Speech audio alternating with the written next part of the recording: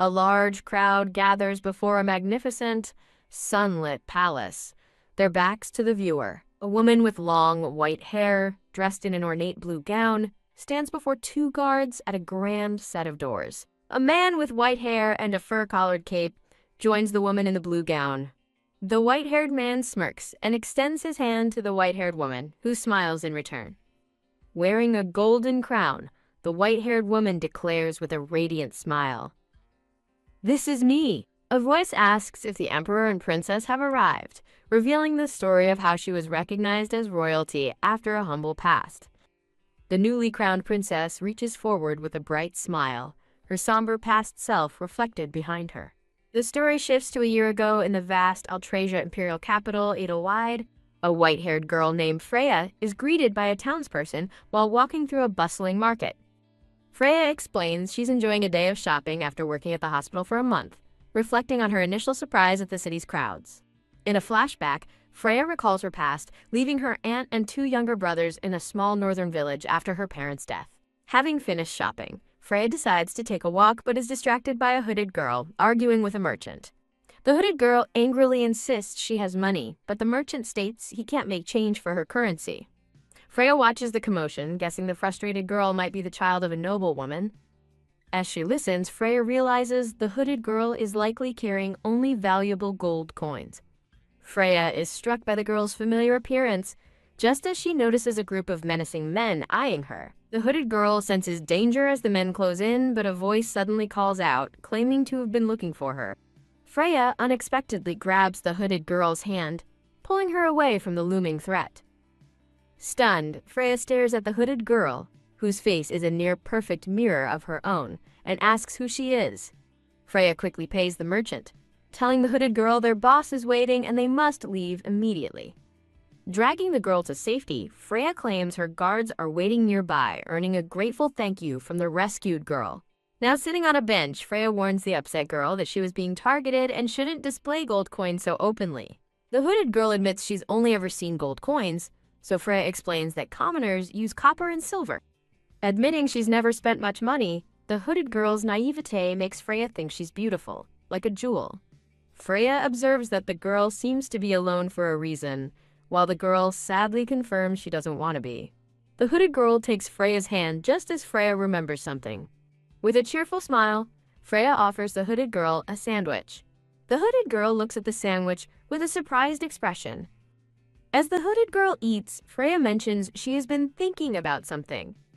The hooded girl smiles knowingly and replies that she has been thinking as well, piquing Freya's curiosity. Realizing their striking resemblance, the hooded girl introduces herself as Lucia and asks for Freya's name. Freya introduces herself, thinking Lucia is a cute name and correctly guessing she must be incognito. Lucia confirms she's in disguise and asks Freya to show her around the town. The two girls happily explore the town together, looking at fresh bread and produce. Lucia stretches joyfully, declaring she's never had so much fun, which surprises Freya. Freya quietly wonders about Lucia, who is clearly a noble lady despite her current appearance. Lucia confesses her lonely life, ignored by her emperor father and fiancé, mocked by servants, and grieving her dead mother.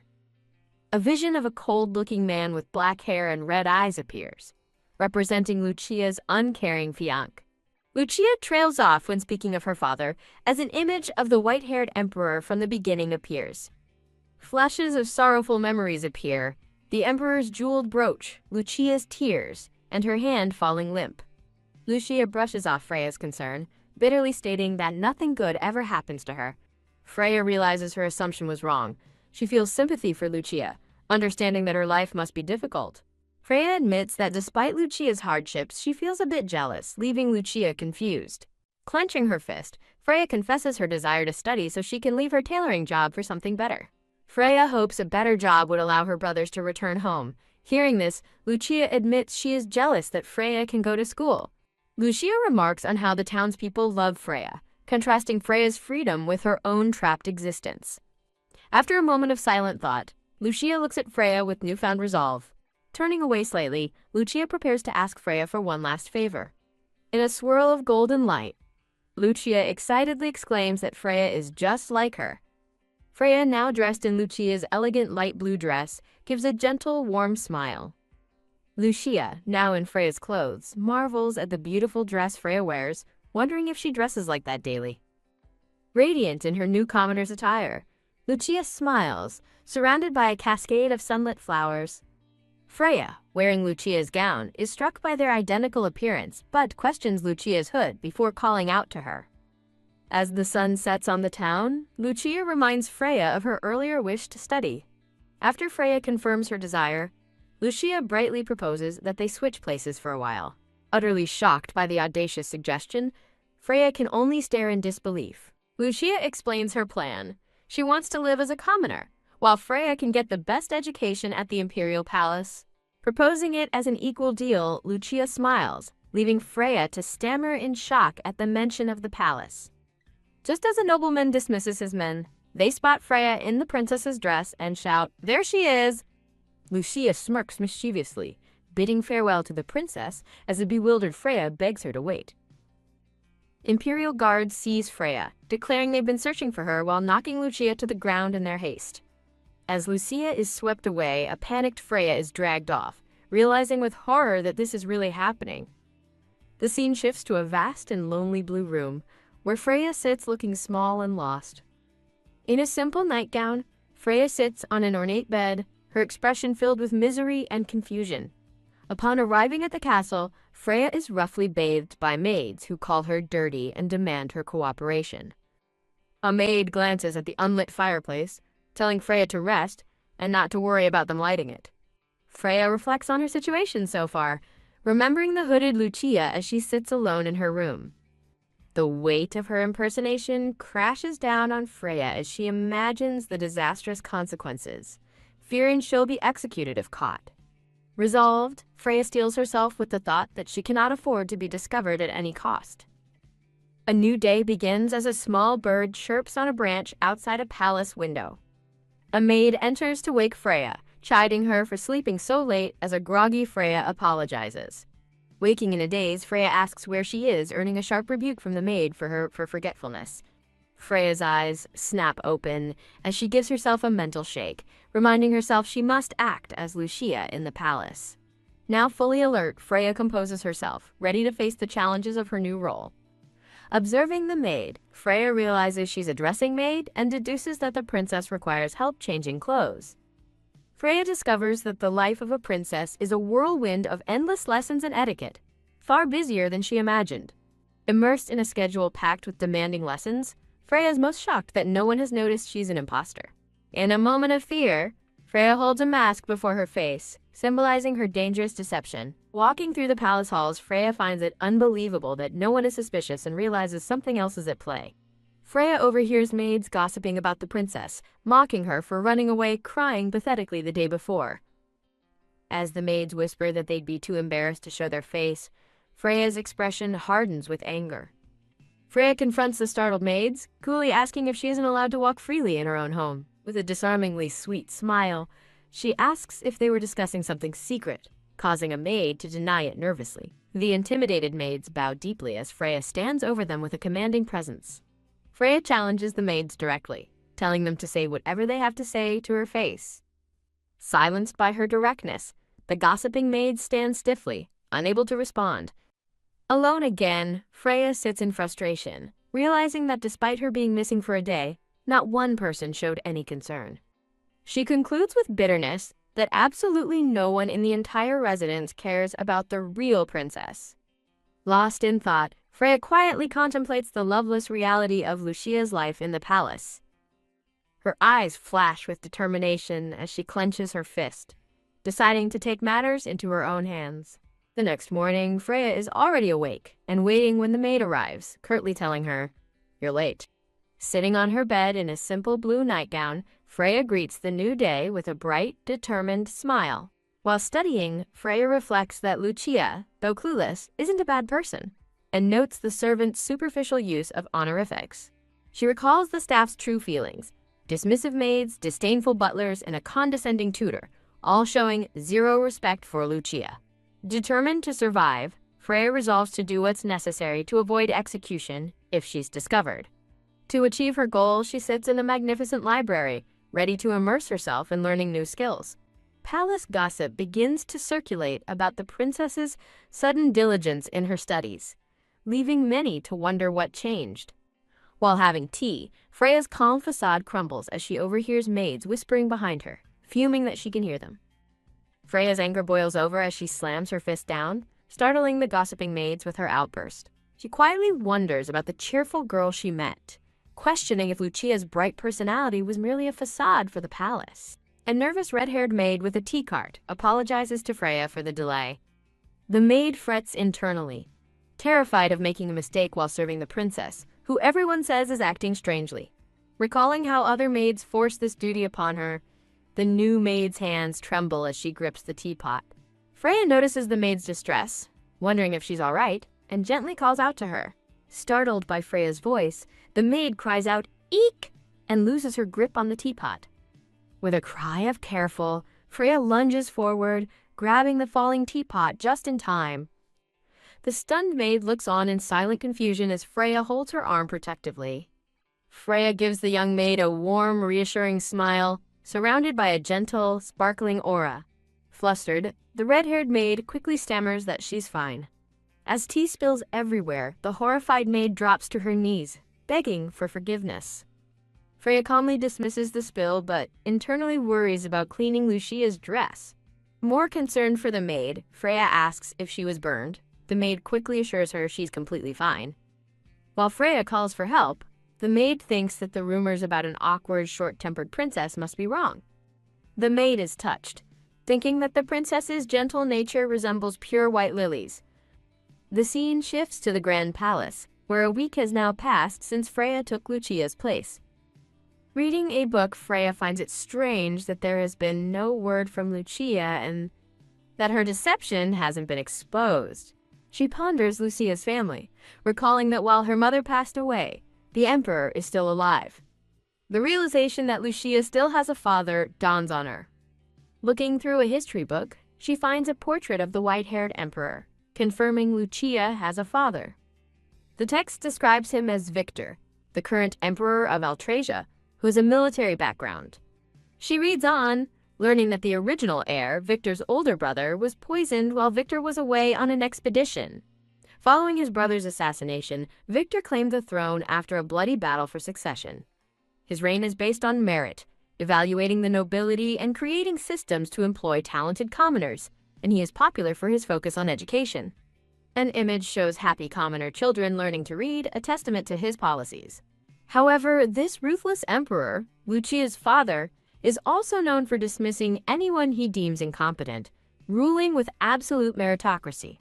A flustered tutor in the library rushes away, loudly denying something. Freya slams a book shut in fury, wondering how a father could fail to even check on his own daughter after she went missing. She reflects sadly that not all fathers are so cold, a memory of a different kind of paternal care flashing in her mind. Her anger grows as she realizes that since female children have rights to the throne in Altrasia, he should have at least cared for Lucia. A sudden idea strikes Freya as she leans over her desk with a determined look. She identifies the headmaid, noting that despite mocking Lucia the most, she's an important servant in the palace. With a bright smile, Freya tells the headmaid she wishes to meet the Emperor, assuming he must be worried about her.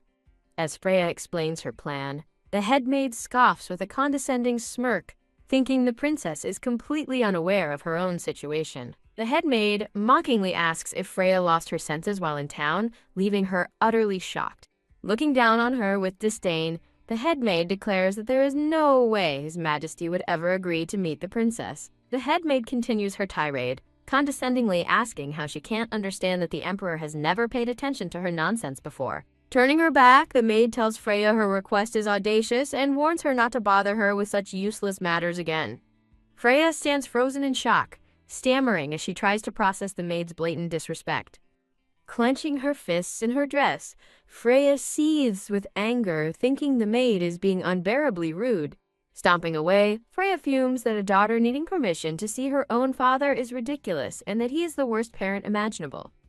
Standing alone, Freya has a moment of clarity, realizing something critical from the headmaid's words. She deduces that the reason all the servants treat Lucia so poorly stems from the emperor himself. Freya understands now that every time Lucia complained to the emperor, she was ignored, which only emboldened the staff's cruelty. This grim realization only strengthens her resolve. Freya walks purposefully down the hall, passing 2 other maids carrying cleaning supplies. She confronts the 2 maids with newfound determination, declaring that she has no choice but to meet the emperor. Her eyes burn with intensity as she firmly states that she has something she needs to ask him. Finally arriving at a grand ornate door, Freya takes a deep breath, preparing herself for the confrontation. A male attendant opens the door, and Freya politely apologizes for arriving without an appointment before requesting to see her father. As the attendant leaves to check, Freya feels a flicker of hope, thinking that if things go well, she might finally be able to talk to him.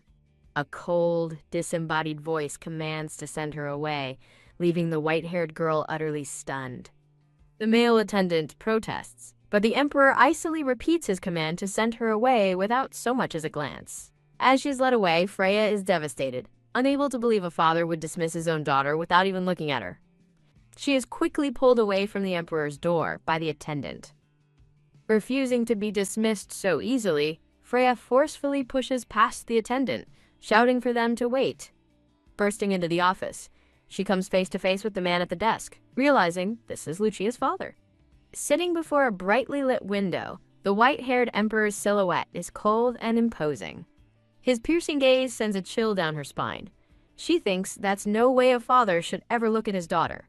While the emperor coldly repeats his order to send her away, Freya clenches her fist, determined to speak. She formally apologizes for her past behavior, but the emperor cuts her off with a single dismissive question. Is that all? Annoyed, the emperor flicks his gloved hand and tells the attendant she's wasting his time and to make her leave. The attendant gently escorts her toward the door, but Freya desperately cries out for them to wait. Once she is gone, the attendant notes her visit was unusual, but the emperor coldly states he holds no expectations for her. Immediately moving on, the emperor dismisses the entire incident and orders the attendant to continue his report. Freya is left standing alone in the grand hallway, staring at the closed doors. Suddenly, she understands everything. Lucia ran away to escape the servant's cruelty and her own father's chilling indifference. His cruel words, declaring her a waste of time and having no expectations for her, echo in her mind. Leaning against the door, Freya breaks down in tears, hiccuping as she questions her own sorrow. Tears stream down her face as she clutches her dress, wondering why she feels so incredibly sad over this. The next morning, a maid pulls open the curtains, announcing that it's time for the princess to wake up. Still looking heartbroken, Freya peeks from under her covers and asks if she can rest a little longer. The scene shifts to her quiet, empty desk, her books left untouched. She reflects on her sleepless night, haunted by the emperor's cold declaration that he held no expectations for her. Tossing and turning, her initial sadness boils over into pure, seething anger. She realizes the emperor never cared for Lucia at all, which is why the servants felt free to neglect and torment her. Clutching a pillow with newfound resolve, Freya declares that she will prove him wrong. An unfamiliar voice interrupts her thoughts, chiding her for still being in her nightgown after breakfast time. It's the head maid, and Freya recalls asking a different servant to wake her, annoyed that this one barged in without knocking. The head maid smugly blames the princess's selfishness for disrupting the staff's schedule, warning they won't be ordered around anymore. Freya calmly turns the insult around, asking if the maid is simply incapable of performing such a simple task, leaving her stunned. She continues coolly, pointing out that anyone can fall ill and need rest, even a common tailor's wife. With a disarmingly sweet smile, Freya asks the maid if she has misjudged her capabilities. Whap! The head maid erupts in fury, sputtering that as head of the palace staff, her competence is beyond question.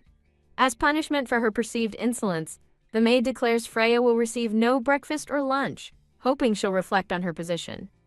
Slam! The maid storms out, leaving Freya alone and locked in her room.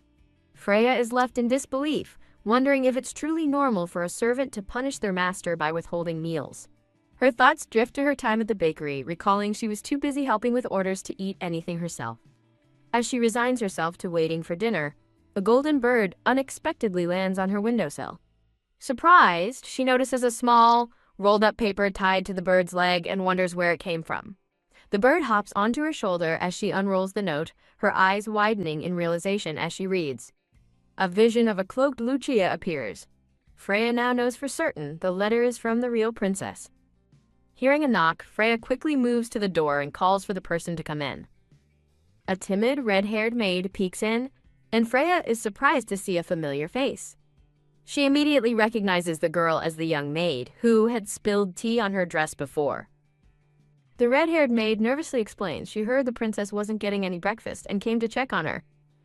She shyly offers 2 pieces of bread she managed to hide, apologizing that it's all she could bring. The maid then apologizes for her rudeness, leaving Freya speechless at the unexpected act of kindness. Freya smiles warmly, but insists they share the bread so the kind maid won't go hungry, causing the girl to blush. The maid reveals the head maid announced to all the staff not to serve her, and Freya realizes she was meant to be starved from the start. Laughing it off with the bird on her shoulder, Freya's good humor makes the flustered maid smile. A white-haired girl in a nightgown is startled by a bird landing in her room, panicking that she might get caught. A diagram reveals their identity swap is at risk of being exposed, but the girl laughs it off, telling a red-haired maid to return to her duties. The red-haired maid, identified as Saria, looks on in surprise. Now alone, the white-haired girl smiles sweetly while holding a piece of bread. She picks up a letter, ready to begin writing. Writing to her beloved F, she reports that everything is going all right, aside from messing up her job on the first day. She muses that while her friend would have been an office worker, she herself enjoys being a seamstress. She happily recounts being praised for her skill and asks her friend if she's doing okay, signing off as your secret friend L. In a postscript, she names the messenger bird Chateau and gives instructions for sending a reply. She collapses in frustration, realizing the letter was missing crucial information about their arrangement. She wonders if this all happened because they have the same face, but hopes the real Lucia is happy. A memory of a woman urging a younger version of herself to help people in need flashes through her mind. With a look of determination, she resolves to do her best. Gazing out the window, she vows to give her all to make Lucia comfortable when she returns. Later, while reading a book in a purple dress, she's interrupted and asks if there is a guest. A maid announces that Lord Ortval has come to visit, but the girl has no idea who that is. Flabbergasted, the maid reminds her that Lord Finan Ortval is her fiancé and scolds her for being unprepared. The maid emphasizes Lord Ortval's importance and the princess's duties to the crown. The girl is stunned to remember she has a fiancé, recalling he pays her no mind, before eagerly realizing this is a chance to gather information. Elsewhere, a dark-haired man in a formal uniform looks downcast, wondering what to do about a situation he wasn't informed of. A profile reveals he is the eldest son of a distinguished family, engaged to the princess a year ago, at the emperor's request. Palace rumors suggest the engagement is a sign that the emperor doesn't consider Lucia a worthy heir. Now beautifully dressed, the girl, acting as Lucia, apologizes for the wait as her maids fuss over her, determined to make a good impression. She stands nervously before her fiancé, wondering how to handle the situation. A formal portrait introduces the man as Lucia's fiancé. As he sits silently, she marvels at how handsome all the nobles seem to be. He takes her hand to kiss it and apologizes for a miscommunication, leaving her completely shocked. Flustered, she quickly pulls her hand away, insisting that everything is fine. She apologizes for her own rudeness, privately thinking he's just being considerate. Her thoughts are interrupted by another sudden and confusing development. Lord Ortval kneels, offering to apologize for his rudeness the other day, and says he will leave if she's not in a good mood. Utterly bewildered, she struggles to keep her composure, imagining a different Lucia and feeling on the verge of tears. With a troubled expression, she touches her earring, trying to process the situation. She cautiously asks him what he means by apology. He explains that he can't comfortably accept her apology without understanding what it's for, as she forces a smile, internally panicking. He clarifies that he's apologizing for upsetting her the other day, and a memory of him finding her crying flashes before her eyes, shocking her. Watched by nervous servants, he formally presents his apology for his rude behavior, and asks if she will accept it. Feeling the pressure from the servants' stares, she forces a laugh and agrees. He observes her with a serious expression as she smiles, her heart racing. The two begin a quiet walk through a sunlit garden colonnade. As they continue their stroll, she panics internally, realizing they haven't spoken a single word. She finds his polite demeanor strange, considering the rumors she's heard about Lucia. A close-up reveals Lord Ortval's stern expression, with a note stating he hasn't smiled once in his life. She pieces things together, realizing that the engagement was a political decision, not a personal one. She finally understands that when Lucia felt ignored, it was because people only saw her as the princess. A painful memory shows a young Lucia crying alone on the floor, unnoticed by the adults around her. Despite the circumstances, she doesn't believe he's neglecting Lucia, though his polite actions make his true feelings impossible to read. As he walks ahead, she wonders if this meeting is just another duty he is obligated to perform. She looks away, thinking that his purely dutiful demeanor feels surprisingly lonely. She explains to Lord Ortval that since she was also at fault and made him wait, they are now even, privately admitting she doesn't know what really happened. A slightly flustered Lord Ortval questions her declaration, while she insists that being overly considerate can make others uncomfortable. With a bright smile, she suggests they move on to a more meaningful topic and asks about his work, which surprises him. He explains he is the commander of the 2nd Unit, the castle's permanent defense, leading her to realize he's a knight. He assumes she wouldn't be interested, but she firmly states that's for her to decide and presses him for more details about his career. He reveals he has recently been serving beside the Emperor, making her realize he must be exceptionally skilled to be trusted by such a man. Her eyes light up with genuine fascination and a wide, happy smile. Taken aback by her enthusiasm, Lord Ortval asks if she's truly interested, causing her to react with surprise. She reflects on her lifelong interest in expensive horses, a passion the real Lucia never shared. Blushing with excitement, she eagerly asks if it's really okay for her to be interested in them. He offers a visit to the stables as part of his apology, but when she refuses, he reframes it as a simple suggestion from him. Taking her hands in his, he gives a slight smile and promises to arrange everything soon. Her eyes widen in shock as a single thought consumes her. He smiled. As the sun sets, Lord Ortval departs in his carriage. Alone, he reflects that the princess was right. Their meetings have always been just a duty. He admits her drastically different personality is throwing him off, especially since they've never agreed to meet outside the palace before. He remains puzzled, recalling his belief that she despised all physical activities. The story pauses, marked by a to-be-continued notice over an image of the girl in a pink dress.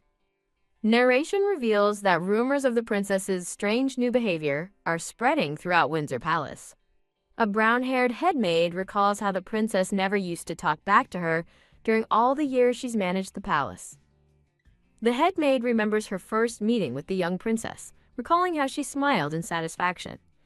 She muses that the princess only pretended to be confident to hide her flaws, as the royal title was too heavy for her. The maid coldly recalls how easily the princess's spirit was broken, likening it to crushing a fragile butterfly. She remembers manipulating the young, unloved princess by telling her to simply obey the emperor, causing Lucia to isolate herself. The maid reflects on how simple it was to dismiss the servants loyal to the princess and seize control of the palace. But now the maid thinks with a grimace, something has changed. Wondering about the source of the princess's new confidence, her thoughts are interrupted when another servant brings a letter for the princess. The headmaid looks at the letter with a suspicious and calculating expression. Holding the sealed invitation, she smirks, remarking to herself what an interesting coincidence it is. The headmaid presents the letter, surprising the girl with the news that it's an invitation to a tea party. The white-haired girl looks up from her book, listening to the maid's announcement. She panics internally, realizing she doesn't even know the person who sent the invitation. Examining the letter, she notices it has already been opened and correctly assumes this is not normal palace procedure. Recognizing the invitation as a trap, she hesitates, only for the headmaid to pointedly ask if she plans to decline, as she always does. Caught off guard, the girl impulsively asks the maid if she thinks she should go. The maid claims she didn't mean to pressure her, but notes that constantly refusing invitations from nobles reflects poorly on a princess. The maid continues her manipulation, suggesting that attending would please the emperor and avoid disappointing Lord Ortval. She concludes the head maid has a hidden agenda for the tea party and contemplates what the real Lucia would do. She understands the maid is using the Emperor's name to manipulate her, knowing the real Lucia would typically give in. The girl holds the letter, her expression hardening with resolve. Decisively, she places her hand on the letter, concluding that she must accept the invitation. However, she vows not to walk into the trap blindly and decides to figure things out first, especially with Lucia's return date still unknown. She grabs her head, overwhelmed by the sudden turn of events. Her eyes are wide with shock as the reality of her situation sets in. A moment of quiet determination passes as she firms her resolve. Standing before an enormous wardrobe, she feels lost, admitting she has no idea what to wear and is intimidated by the complex layers. She laments her lack of fashion sense, remembering her simple past as a girl from the countryside. A warm memory surfaces of her past self, named Freya, smiling brightly alongside two young boys. The white-haired girl looks onward with quiet determination. She recalls her mother once worked for a noble lady, hoping those lessons might help her now. Overwhelmed by the vast wardrobe, she nervously prepares to step into her role as the princess. She complains that servants take ages to answer her bell, and a few hours later, a maid finally arrives, much to her annoyance. Recalling her mother's words that dresses are weapons, she decides not to trust the servants and smirks, feeling she has things under control. A single footstep marks her advance. The new maid stammers nervously, asking if she needed something, while the girl laughs it off. The maid coldly suggests she study as usual, remarking that she isn't interested in dresses anyway. The girl pretends to agree, but her expression hardens, signaling a change of plans. She surprises the maid by calling her by her name, Lisette. Lisette wonders how the princess knows her name, while the girl decides to act, explaining she's been invited to a tea party and needs fashion advice. Reaching out a hand, she asks for help, leaving the shocked Lisette to wonder why she was chosen. The girl explains it's because she knows Lisette loves dresses, stunning the maid into silence. She reveals she's noticed Lisette discussing dress trends and even criticizing her own outfits behind her back. She reflects on how she's been gathering information since arriving, listening to conversations, and memorizing the names of the princess's staff. Realizing most servants are just tired, not hateful, she reassures a flustered Lisette, who begins to apologize. With a warm smile, she reaches out, telling Lisette she looked so happy when talking about fashion. She asks if her request is a mistake or will cause trouble, leaving Lisette to ponder the consequences. Lisette hesitantly says no, reasoning that nobody really cares what the princess wears anyway. The girl smiles, asking if Lisette will help her, while the maid recalls the head maid's dismissive instructions about the princess. Lisette remembers being told the princess is a recluse whom the emperor has already given up on. She thinks back on her dream of being a princess's maid, surrounded by beautiful dresses and jewelry. Realizing the princess has seen her genuine passion, Lisette firmly agrees to help. Seeing Lisette's newfound determination, the girl's eyes light up with hope. She beams with a brilliant, joyful smile. Her expression turning serious, she asks Lisette about the host of the tea party. Lisette reacts in alarm, grabbing her and asking if the host is truly from the Claymore Marquis family. Jolted by the sudden reaction, the girl asks what's wrong, but Lisette can only stammer about the Marquis's daughter. Lisette reveals the shocking truth. The host used to be engaged to Lord Ortval. Alone at her desk, the girl reflects on Lisette's discomfort while discussing the topic. Understanding she can't press for more details, she connects the dots. The Claymore family must resent Lucia for the broken engagement a year ago. She realizes the previous engagement must have been abruptly cancelled due to the Emperor's command for Lucia to marry Lord Ortval. She puffs out her cheeks, annoyed by the complicated situation. A moment later, a confident smile returns to her face as she sits at her desk. A beautiful white and gold royal carriage stands ready. The carriage departs as the day of the tea party arrives. She recalls asking the real Lucia about the attendees, only to receive a clueless reply, leaving her just as confused. Though she feels it's rude not to know the host, she finds some comfort in Lucia's ignorance and is grateful she asked Lisette for help. Lisette's thoughts reveal that since Lucia rarely socializes, her attire for this party needs careful consideration. Lisette thinks about how Lucia's few outings are controlled by the head maid, with preparations always rushed due to last-minute notice. Deciding not to share more, Lisette trails off, and the girl senses she still isn't fully trusted. But Lisette's professional pride ignites, and she vows to ensure the princess won't be embarrassed, earning a timid request for her help. While Lisette works feverishly, her pride on the line, the girl wilts from exhaustion, fearing she'll be laughed at for being clueless. Looking at her reflection, she notes that she's been exploring the palace more since taking Lucia's place. As she walks the hall, she's greeted politely by the staff and realizes they don't seem to dislike Lucia. She suspects they're just laughing at rumors and believes things would be different if they actually spoke to the princess. She resolves to stick around and build relationships, convinced she can change things over time.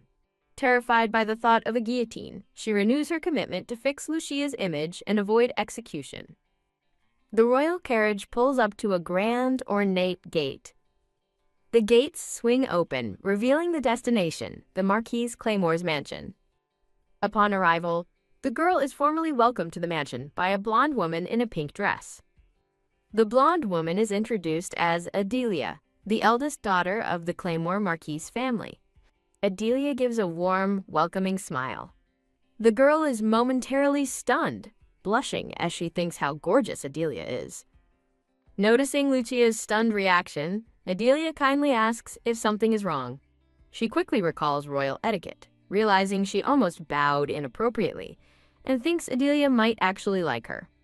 Adelia gestures welcomingly, telling Lucia that everyone has been excited to meet her.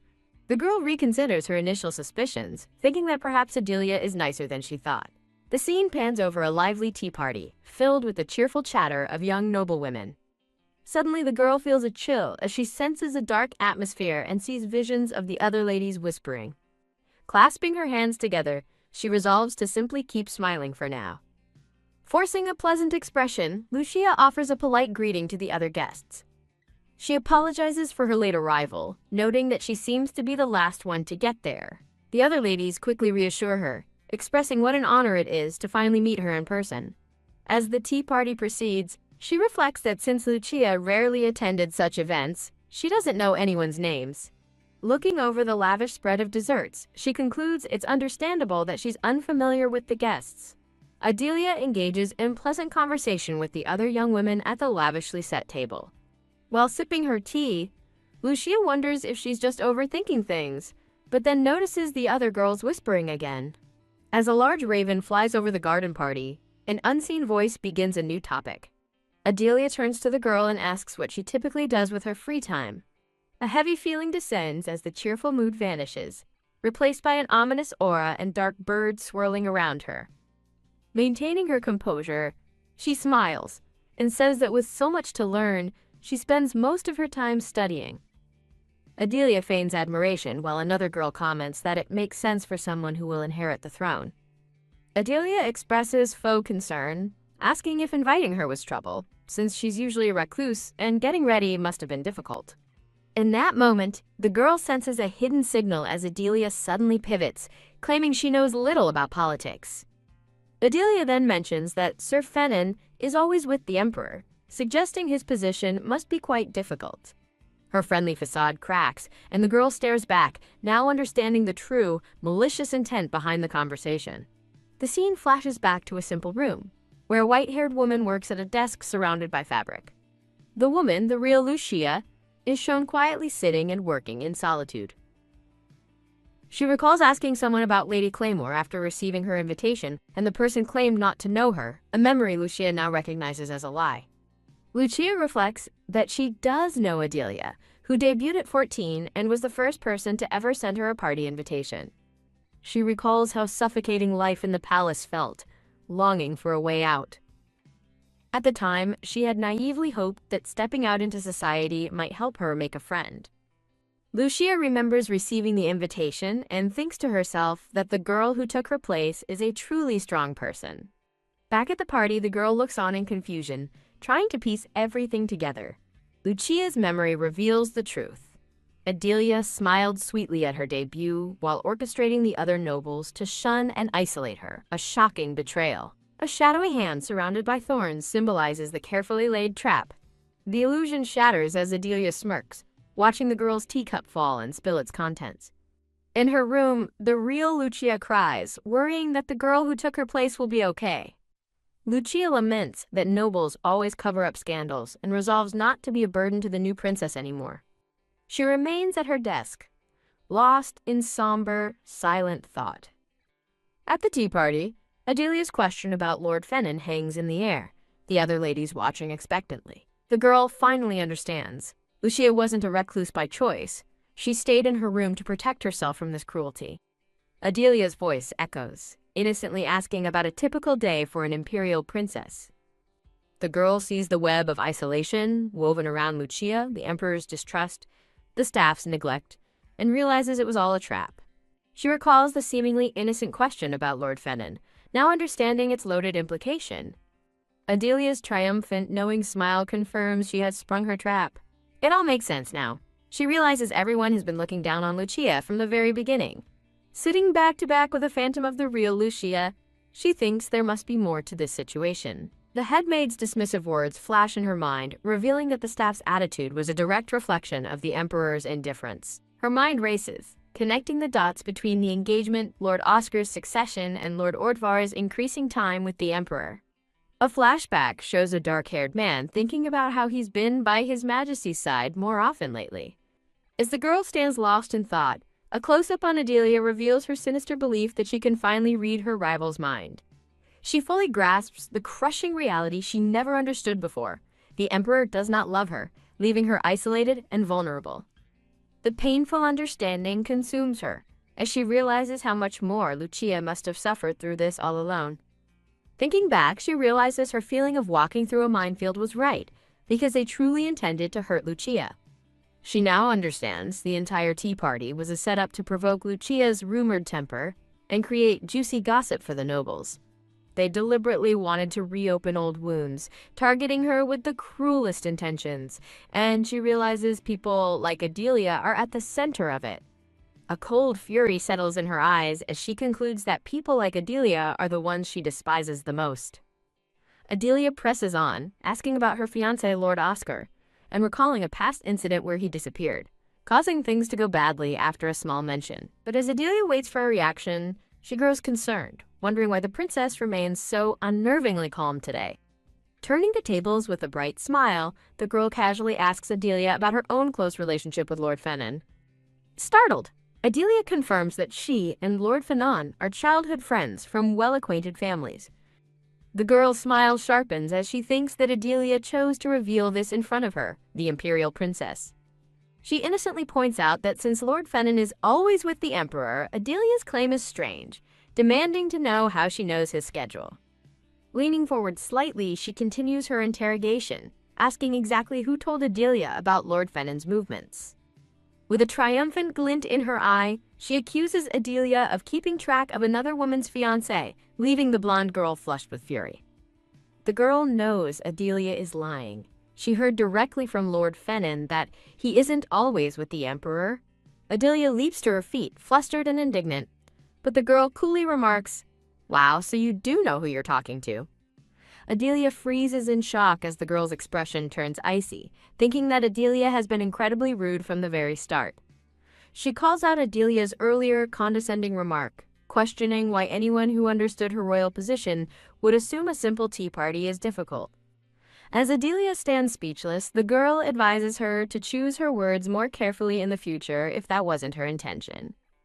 Smiling sweetly, she warns that such words could easily cause misunderstandings. Having made her point, Lucia stands and announces her departure, leaving the other girls stunned into silence. She bids the party farewell, noting that Lady Adelia has plenty of company and thanking them for the invitation. Before departing, she promises the other guests she will remember their names, looking forward to their next meeting, which leaves them looking terrified. With a final piercing look, she bids a pointed farewell to the stunned Lady Adelia. Walking away through the garden, she thinks to herself, "Until next time." The scene shows her walking with quiet dignity toward her waiting carriage. Suddenly, a young woman in a green dress is seen running desperately, huffing and puffing as she tries to catch up. The woman in green reaches the princess just in time, panting with relief that she made it. Surprised by the interruption, the princess listens as the breathless young woman makes an earnest request. A quick flashback shows the princess's powerful exit from the tea party, leaving the other ladies intimidated. The woman in green, blushing with admiration, formally asks to serve as the princess's personal maid. The princess is utterly flabbergasted by the sudden and unexpected request. Later, the woman in green walks alongside Lucia, who seems to have accepted her company for now. Inside a lavish room, the princess is being attended to by her maid from the palace. The short-haired maid silently observes the princess with a thoughtful, concerned expression. Standing behind the princess, the head maid calmly addresses her. The maid hesitantly asks if someone made fun of her outfit, prompting the princess to quickly deny it. The princess reassures her that the dress was stunning, thinking to herself that any lack of praise was because of her, not the beautiful gown. The maid gently notes that she saw Lucia was troubled and had been wondering what was wrong. A sudden realization strikes Lucia, and she turns to the maid with a new request. "Please let me serve as your lady-in-waiting." 1 week after the tea party, the maid who made the dress stands before the princess, formally accepting the position.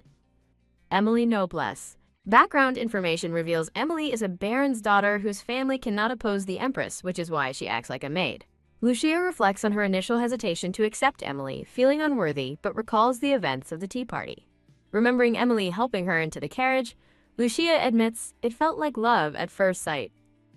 In the carriage, Emily bluntly analyzes Adelia's manipulative tactics, impressing Lucia with her sharp tongue and accurate assessment. Emily praises the princess's comeback, explaining that, for an unmarried lady, being slandered over a man is the worst possible insult. The red-haired maid blushes as Freya praises her, gushing that she's never seen someone leave Adelia so speechless. As Freya questions why a count's daughter is working as a maid, the light brown-haired girl smiles beside her. The girl explains it's common for nobles to gain experience this way and that it would be an honor to serve the princess. With a bright idea, Freya realizes the implications of this new information. In a flashback, the head maid welcomes Lady Emily to the palace but sternly reminds her not to walk ahead of her master. The head maid's sinister plan is revealed. She holds all authority and has been using Adelia to spread rumors about Freya. The flashback continues, showing Emily proposing a clever idea to Freya to frame her employment as Adelia's suggestion. Freya cleverly tells the head maid that Lady Adelia insisted on having Emily at the tea party, privately noting it's not exactly a lie. The head maid reluctantly agrees, conceding that it is a problem for the princess to have no personal maid. Freya realizes Adelia was just a puppet manipulated by the head maid to isolate and harm Lucia. Walking together again, Emily nervously asks Freya if the head maid has discovered their scheme. Freya looks back with a confident, knowing smile. She recalls Emily's brilliant strategy, using official channels to secure her position, making it difficult for the head maid to dismiss her. Freya appreciates her new ally, realizing how reassuring it is to have a knowledgeable strategist on her side in the treacherous palace. Suddenly, a troubling thought stops her. She wonders how the head maid knew Adelia was mistreating Lucia. She deduces that someone close to Lucia must be feeding the head maid information, confirming there's a spy who is after the real princess. Later, Emily confirms her suspicions about the wardrobe, stating that none of the dresses truly suit the princess's charm. Freya is shocked there are so many dresses, but Emily passionately argues that for her status, there aren't nearly enough. Emily insists the dresses are a waste of material and that Freya deserves a wardrobe that would make Adelia pale in comparison, as Lisette nods eagerly. Freya sits quietly, understanding that her preparations and wardrobe have been completely neglected. She grimly suspects the staff was deliberately instructed to do nothing for her. Turning to the red-haired maid, Freya offers a gentle smile and reassures her that she won't tell anyone. The maid, Lisette, looks down with a trembling lip, overwhelmed by either guilt or relief. Emily leaps to her feet, shocked by the revelation. Flustered, Emily thinks Lisette should have spoken up sooner, but Freya calmly gets her attention. Looking like a chastised puppy, Emily droops in embarrassment. Freya muses on how tightly the head maid controls the palace, using spies to isolate her and keep her weak. Gaining their attention, Freya looks toward Emily and Lisette. She puts a finger to her lips, smiling slyly as she asks them to keep the dress issue a secret between them for now.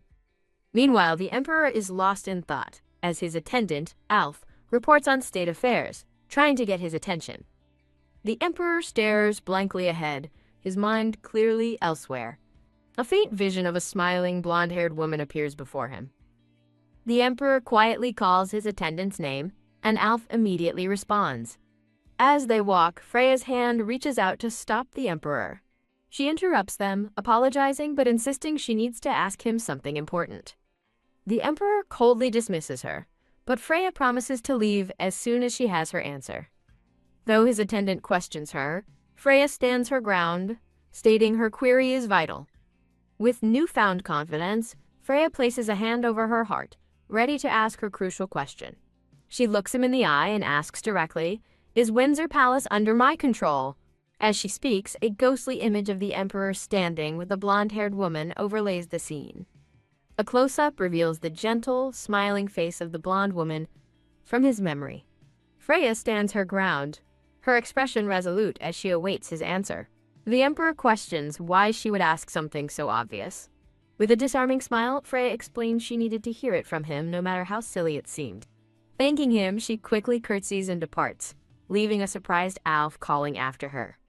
The Emperor watches her go while his attendant remains completely baffled by the exchange.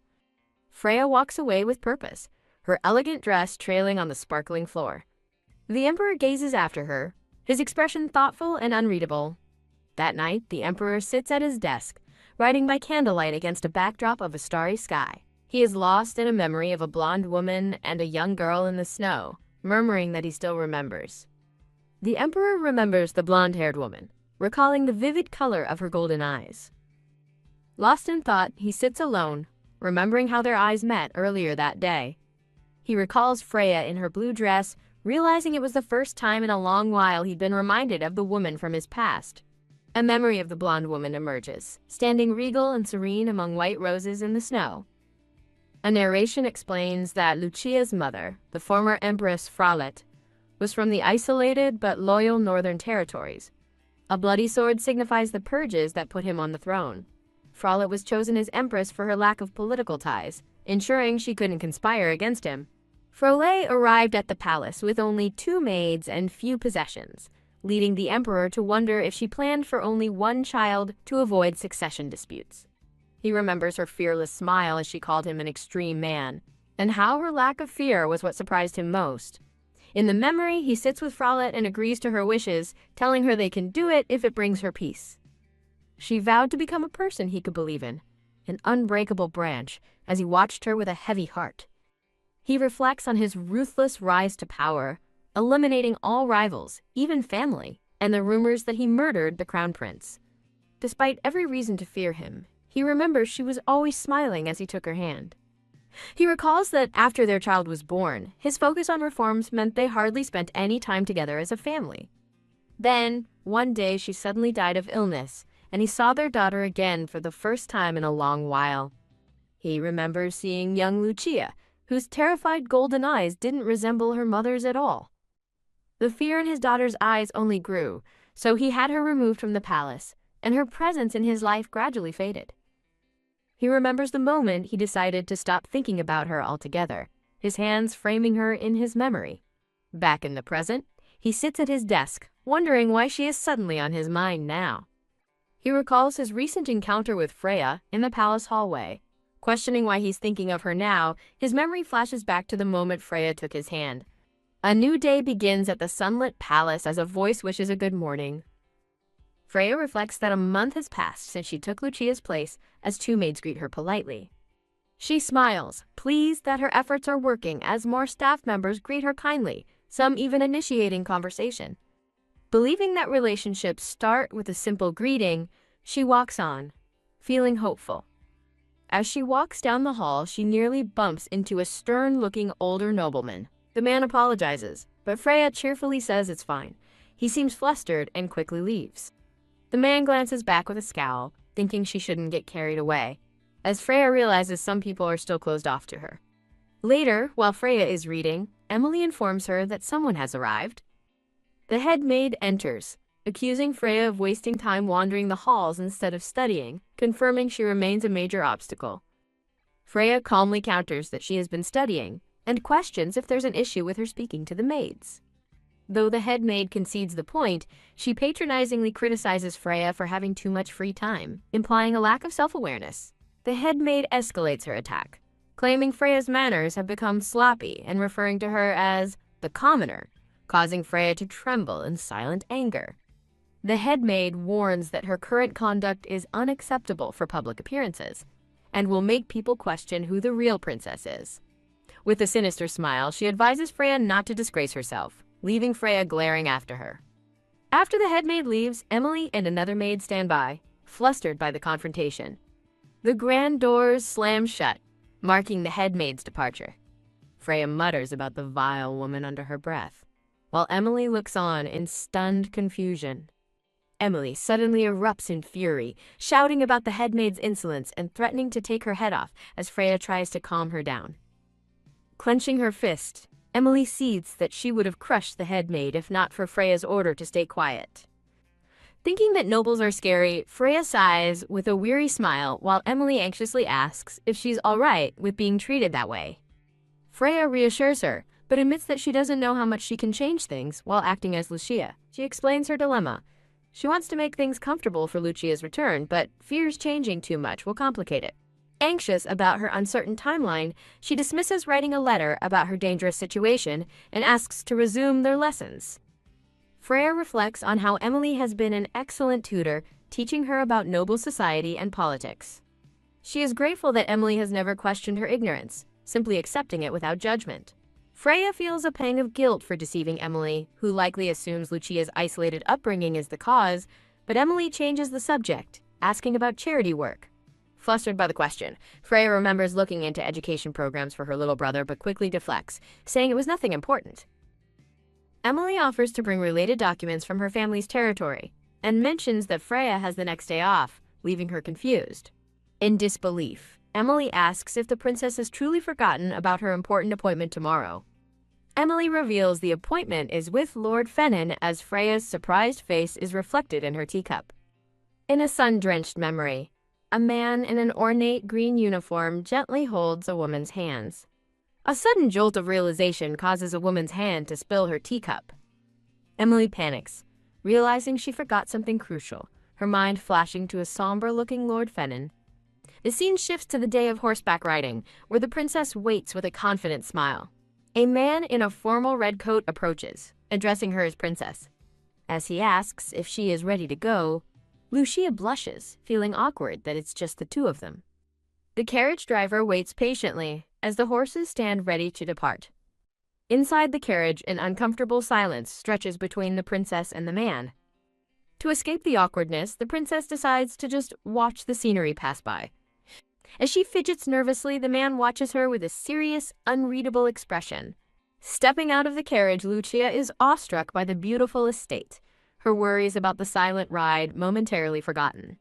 A stable hand reassures them that most of the horses are older, gentle, and well-behaved. He guarantees they won't get thrown off, but the princess worries it would be sad to ride such old horses. Surprised by her compassion, the man gently pets a horse's muzzle. He clarifies that the horses are retired from military service and are still perfectly capable of being ridden in parades. Lucia's face lights up with understanding and relief.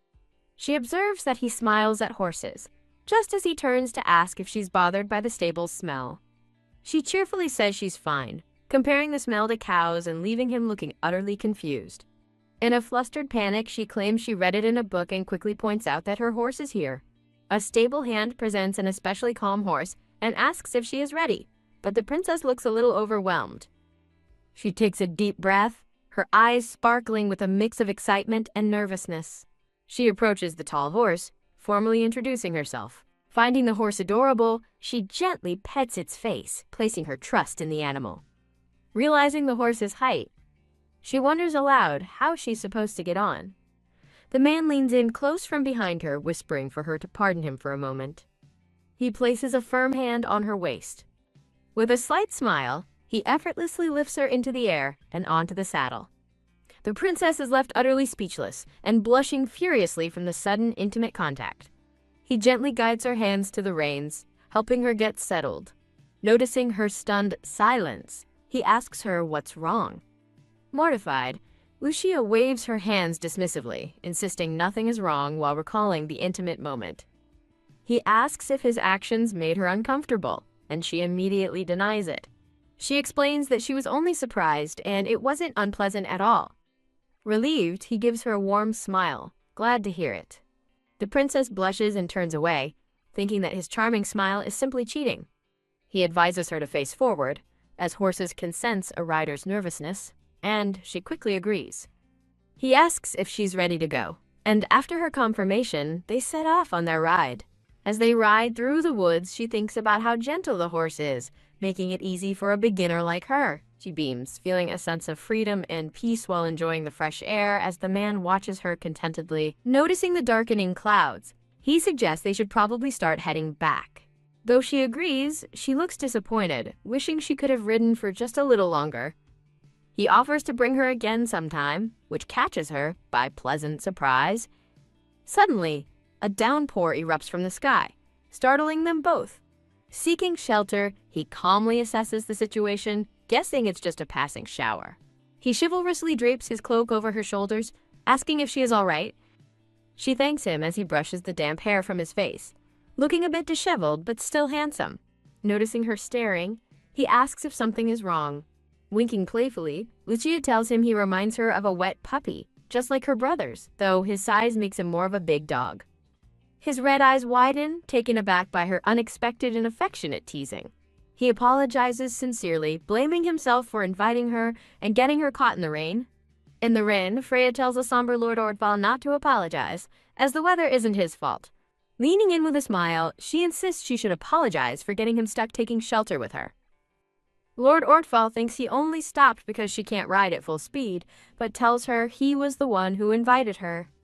Freya happily admits she had fun, despite getting soaked, and he questions her surprising cheerfulness. She reflects on how she'd been overworking herself and that this outing was a much-needed chance to unwind. Beaming with genuine gratitude, she thanks him again for the invitation. He looks at her with a puzzled expression, prompting her to ask if something is wrong. He tells her she doesn't have to use his formal title, leaving her momentarily stunned. When he reminds her that she used to call him by his first name, she freezes in a moment of sheer panic. Realizing her mistake, Freya quickly blames the maids for the formality, claiming she just picked up the habit from them. Hesitantly, she tries again, softly calling him by his first name, Fenin. Visibly moved, Fenin looks away as Freya worries she has messed up yet again. Overcome with emotion, Fenin covers his mouth and assures her that it's perfectly fine. A flashback to 1 year ago shows their reflection in a puddle, marking their first formal meeting after the engagement. In silhouette, Fenin kneels before the princess on her throne, formally greeting Her Highness with honor. He reflects that even then, a deep, irreparable rift already existed between them. He understood the Emperor sought only her bloodline, not her talent, and knew she must have guessed the engagement's true purpose. In his eyes, their relationship was nothing more than a scripted performance, with both of them as mere puppets. Consequently, he believed their monthly meetings were simply a duty to be fulfilled, not a genuine connection. Back in the present, Freya decides to break the silence by asking Fenin about his work attending noble council meetings. Standing beside a tree, Fenin gives a simple, affirmative reply. He praises the Emperor's impressive judgment, which makes him realize how inexperienced he still is. Surprised, Freya admits she thought the Emperor was a unilateral ruler, but Fenin corrects her, stating that approach is now too dangerous. Freya concludes the Emperor has a surprising sense of balance, earning a newfound respect for the man she thought was arrogant. A thought suddenly strikes her, and she asks Fenin if he isn't the eldest son. She presses on, questioning if he wasn't originally supposed to succeed the duchy. Her final question, whether being engaged to her bothered him, visibly troubles Fenin. Freya wonders if he secretly harbors ambition for the more glamorous royal throne. Blushing, she immediately regrets her forwardness, wondering if she asked a bad question. Fenin looks down with a pained expression, saying that his future is not his to decide. He apologizes on her behalf and insists he has no complaints, calling it an honor to be chosen as her partner. He adds that his studies for the duchy haven't gone to waste, but Freya silently questions if his perfect answer reflects his true feelings. She muses that just as her future was decided for her, Fenin must feel the same sense of powerlessness. Imagining the lively freedom of commoners, Freya realizes why Lucia enjoys that life so much. Stepping forward with purpose, she asks Fenin if there is anything he truly wants to do for himself. Fenin dismisses her question, stating he has too many obligations to waste time on meaningless activities. His answer leaves Freya disheartened, realizing he only values his duties.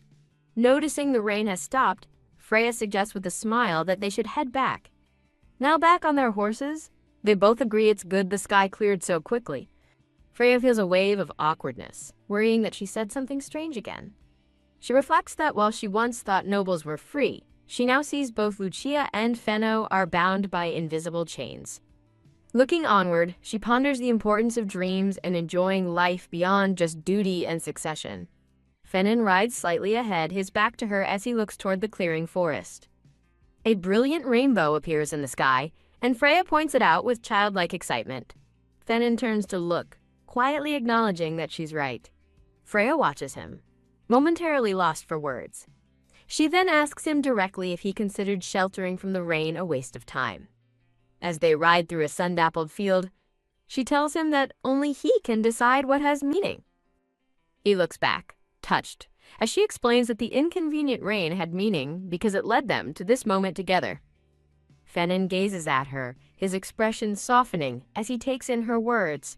Riding horseback with a dark-haired young man, the white-haired girl happily declares she had a wonderful time today. She smiles and thanks him, calling him Fenoa, which catches the surprised young man off guard. Together, they ride their horses side by side into the bright, sparkling woods. As a grand estate comes into view, a voice welcomes His Highness back home. Fenoa gravely confirms his return as a servant notes he's soaking wet and offers to prepare a change of clothes immediately. Now in a loose shirt, Fenoa dries his hair, thinking he has finally figured out what the strange feeling was. He recalls the princess, realizing that until today, she had never once asked about him or shown any interest. With a thoughtful expression, he concludes that she simply never had the emotional room to do so.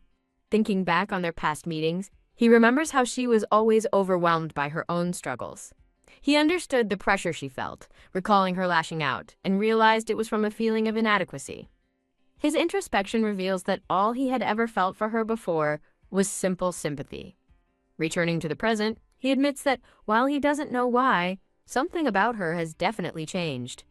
A memory of her bright smile plays in his mind as he thinks her voice keeps lingering in his ears. Clasping his hands, he acknowledges that her voice brings him a certain, unexpected comfort. With a faint blush, he admits to himself that her changed demeanor threw him off just a little. Elsewhere, a maid tells the white-haired princess about the summer solstice festival, and another maid asks if she forgot, panicking about the time. The title for the summer solstice festival is displayed against a bright blue sky filled with doves. A narration explains that it is one of Altreza's seasonal celebrations, held at the start of summer.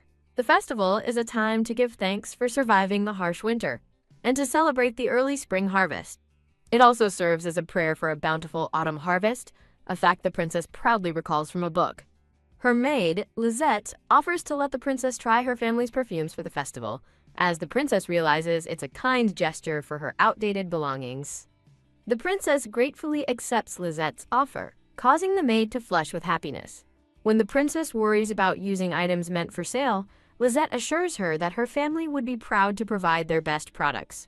A blonde girl in a blue dress enters, cheerfully asking if they're discussing the festival, and the princess confirms they were talking about perfume. The blonde girl enthusiastically joins in, eager to discuss brands, while another maid watches with a blank expression. The princess's attention is suddenly drawn to a vision of the empress in a stunning purple gown, causing her to wonder. The blonde girl questions the mention of the empress, thinking Lucia's mother passed away, but Lucia just smiles, acknowledging her friend's observation. The girl suggests that with the empress absent, Lucia might be the one to partner with the emperor for the opening dance.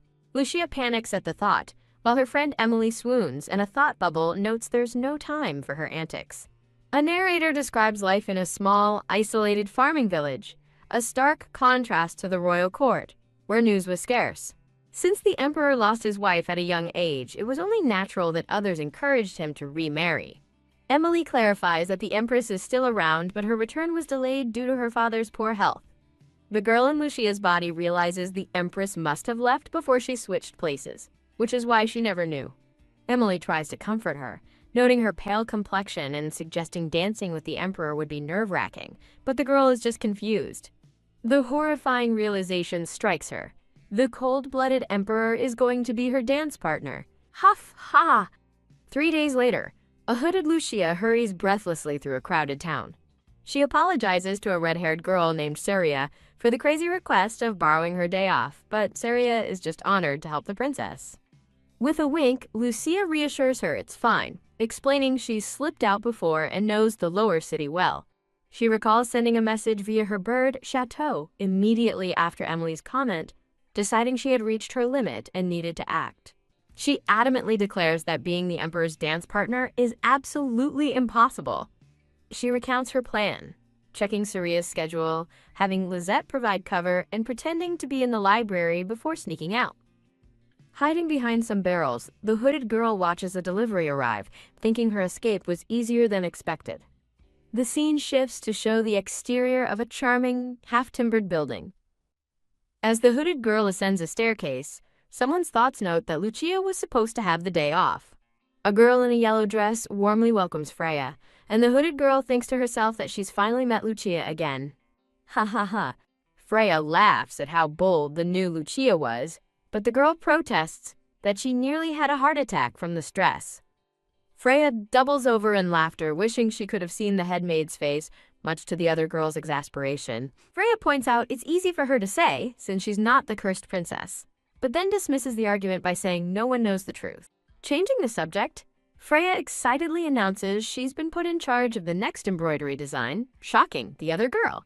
With a confident smile, Freya thinks that with a bit of creativity, she can still design something cute. A young girl with white hair and a green ribbon nervously asks her identical counterpart how far away an event is. Her counterpart, Lucia, sits on her bed and guesses it's about a month away, a realization that leaves her utterly shocked. The scene transitions to a quaint, timber-framed building in a village. Sigh. In the village, a cloaked Freya despairs, as bystanders wonder what's wrong, lamenting that this is not how she expected things to go. She grumbles that she thought Lucia would hate commoner life, but instead she's thriving and has turned Freya into an errand girl. As Freya worries about needing to switch back before the festival, a familiar voice calls out her name. Eek! Startled, Freya turns to see the tailor's wife, who warmly asks if she's out shopping. Freya confirms she is, and the tailor's wife notes with a smile that she seems much more used to shopping now. The woman brings up Freya's supposed head injury and memory loss from a month ago, causing Freya to panic internally, blaming Lucia. Freya quickly bows an apology for her past behavior, but the kind woman tells her to not worry about it. The tailor's wife expresses her relief at seeing Freya doing well now, recalling how unstable she seemed when she first arrived a month ago. As Freya listens in confusion, the woman recalls being shocked when Freya started crying after being complimented on her embroidery. In a flashback, the woman remembers discussing with her husband how Freya might have never been praised before in her life. The tailor's wife concludes by saying she's glad Freya seems happier lately and encourages her to keep doing her best. Freya thoughtfully processes this new information as she watches the bustling life of the town square around her. Her thoughts flash through memories of the Emperor and the treacherous imperial court, wondering about the implications of Lucia being left alone there. With a newfound resolve, Freya stands determined in the middle of the street, clutching her cloak. While walking with her purchase, she reaffirms her desire to return to her normal life, away from danger. However, she pauses, considering that the imperial palace is now in a better state than before. She remembers Lucia's past, surrounded by thorny threats and pointed blades, completely isolated and without allies. Freya recalls the oppressive environment where everyone showed malice toward Lucia, making it hard for her to even breathe. With a grimace, Freya's expression hardens with determination. Returning home, Freya is greeted by an excited Lucia, who welcomes her back and urges her to look at something. Lucia proudly displays a beautiful fabric adorned with purple flowers and butterflies, leaving Freya momentarily breathless at its beauty. Freya admires the lovely fabric, and Lucia smugly agrees that it's wonderful. Freya worries she'd have to learn embroidery too, recalling that she is known as the clumsiest person, and that her brothers forbid her from sewing. Shaking off the thought, Freya confronts Lucia, demanding to know what the woman in town meant by memory loss, confusing Lucia. Lucia launches into a complaint about how empty Freya's house was, ending with a passionate rant about the life of luxury nobles like Freya must lead. She abruptly cuts herself off, reconsidering her words as Freya watches. Lucia admits that despite the emptiness, she found one beautiful thing, revealing a delicate, bird-shaped golden pin in a small box. Freya's eyes widen with emotion as she recognizes the pin, whispering a name, Lim. Holding up the box, Lucia explains that the pin is a keepsake from her mother. Freya smiles gently at the mention of her mother, a reaction that surprises Lucia. A soft memory of a blonde woman holding a baby appears as Lucia quietly confirms that the pin was indeed from her mother. Later, as they drink together, Freya wonders why Lucia's attitude remains unchanged despite their situation. Freya reflects that even though she forced an unreasonable task upon Lucia, the girl is still kind to her. She thinks about how Lucia must be fed up with being a temporary princess, yet still puts on a brave face to fix things despite being hated.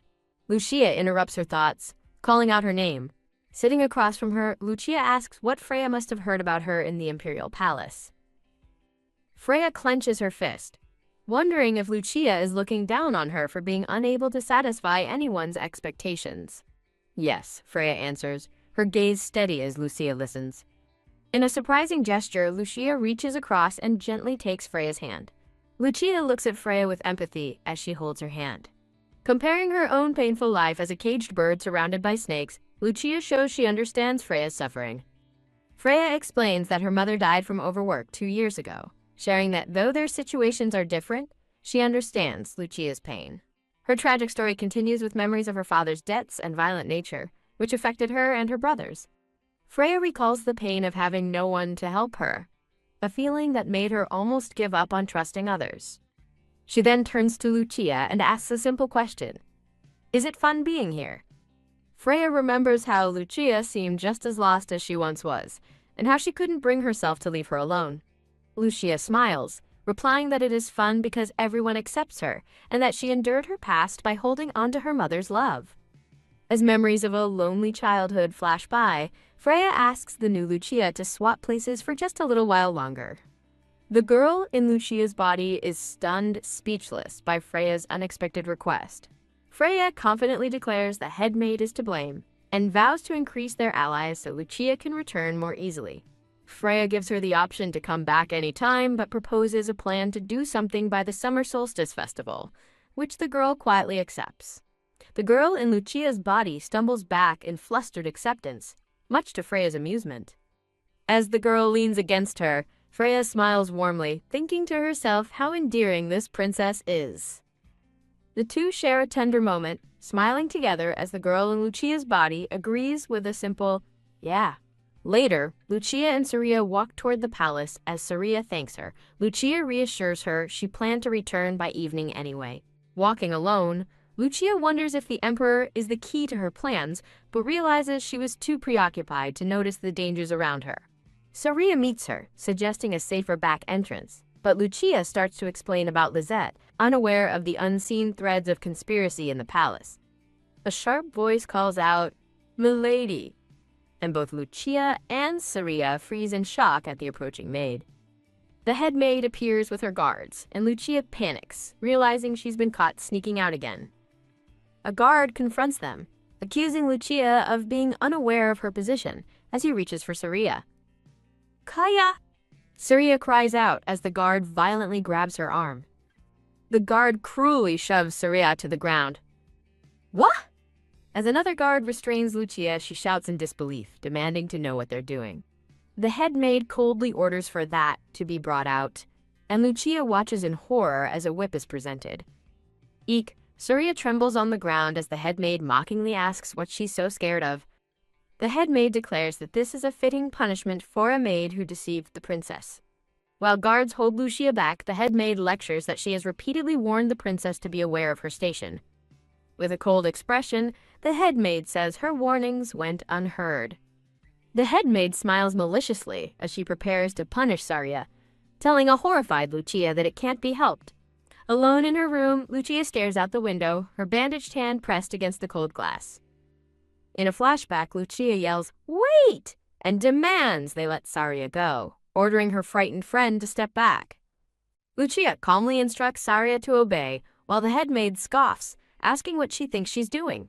Declaring she'll take the punishment herself, Lucia shocks both Saria and the head maid. Lucia stares down the head maid with fiery eyes, challenging her by asking if there's a problem with her decision. With a smug smile, the head maid accepts Lucia's offer, saying, "Very well." 3 days later, Lucia remains in confinement, reflecting on how the maids now avoid her and the palace atmosphere has grown heavy. She realizes her mistake. Lisette and Saria were fired immediately, and she hadn't understood the true threat the head maid posed. She laments that trying to make allies was pointless, as the head maid's absolute authority meant she could fire anyone who supported the princess. Lucia understands that the maids, seeking income and honor, would never risk their futures by opposing the head maid's power. Looking at her bandaged hand, she realizes that the experienced Lisette must have known the danger all along.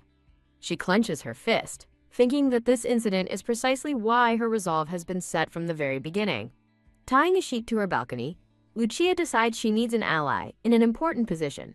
Her thoughts turn to Vincent, the head butler, who holds authority equal to the head maid's. She recalls that Vincent is the only one who can challenge the head maid's decisions, but it's too late to build a relationship now. The original Lucia's voice explains that her mother recruited Vincent from a commoner's academy for his intelligence. As she finishes tying her escape rope, Lucia prepares to climb down, hoping her guess about Vincent is right. Elsewhere, the head butler, Vincent, confirms with another servant that it has been 3 days since the princess's confinement. Vincent sighs, thinking that while the dismissals were a deterrent, the palace atmosphere will sour again just as it was starting to improve. As the head maid approaches, Vincent admits to himself that he'd had expectations for the princess's recent changes. He reflects on her new, unwavering stance and her kindness to the staff, which reminded him of the late empress. A brief, reverent vision shows the back of the long-haired, blonde empress. Vincent concludes the princess's actions were reckless, as she is powerless without her father's love, yet admits a small part of him still held hope. He's startled by a sound and turns to see Lucia has suddenly appeared, welcoming her back in utter shock. Lucia stands before him with fierce determination, reaching out her hand. Standing at the top of a grand staircase, Vincent looks down in disbelief, asking how on earth she got there. He panics, realizing she must have come from the window, and frets over the danger, which makes Lucia realize he's worried for her. Lucia smiles, knowing she made the right choice, and tells him he is the first person to worry for her safety. Confronted by the white-haired princess, the head butler asks what she's doing as she begins her accusation. In a flashback, the butler realizes with a jolt that for 30 years, the princess has been feigning ignorance. Annoyed, the butler demands to know what she is trying to say, but she calmly offers to be clear. She accuses him of having the same authority as the head maid, yet ignoring the unjust dismissal of servants. He reflects on a past dismissal, admitting it was unfair but justified at the time, as the princess was powerless to show her anger. He looks at her incredulously, questioning if she is truly upset over a few trivial servants. She clenches her fist, reminding him of the severe consequences a sudden dismissal has on a servant and their entire family. Freya erupts in anger, declaring that their status as commoners doesn't give him the right to ruin their lives. The butler stands with his back to her, a vision of his younger self appearing faintly before him. In a memory, his younger, blonde-haired self assures someone that their commoner status doesn't matter. Freya directly asks for his opinion, demanding to know if he believes the dismissals were unjust. Turning away with a weary sigh, Freya decides to rephrase her question to him. She challenges the butler Vincent to declare his true master, her or the head maid, whose reflection appears menacingly below. Vincent recalls his past duty to protect Lady Lucia, a lady-in-waiting who left the palace after marrying. He remembers how, after losing Lucia's support, he felt overwhelmed by the head maid's power and simply followed her orders. He admits his disappointment in the princess, who he thought was lashing out at servants because of her own failings. With an image of a confident, blonde-haired woman behind her, Freya looks forward with steely determination. Vincent kneels before Freya, confessing he was wrong to be disappointed in her and acknowledges that she is his master. Looking down at the kneeling Vincent, Freya accepts his pledge of loyalty as he addresses her, Your Highness. 10 days after the princess's confinement, the headmaid muses that while the palace is quiet again, Freya was quite a headache. Walking down the hall, the headmaid recalls that the princess's strange behavior began after her trip to town. The headmaid smirks, assuming the princess was merely irritated by the vile commoners, a thought she finds amusing. She confidently walks to meet the princess, believing it will follow the usual pattern of a defeated royal begging for forgiveness.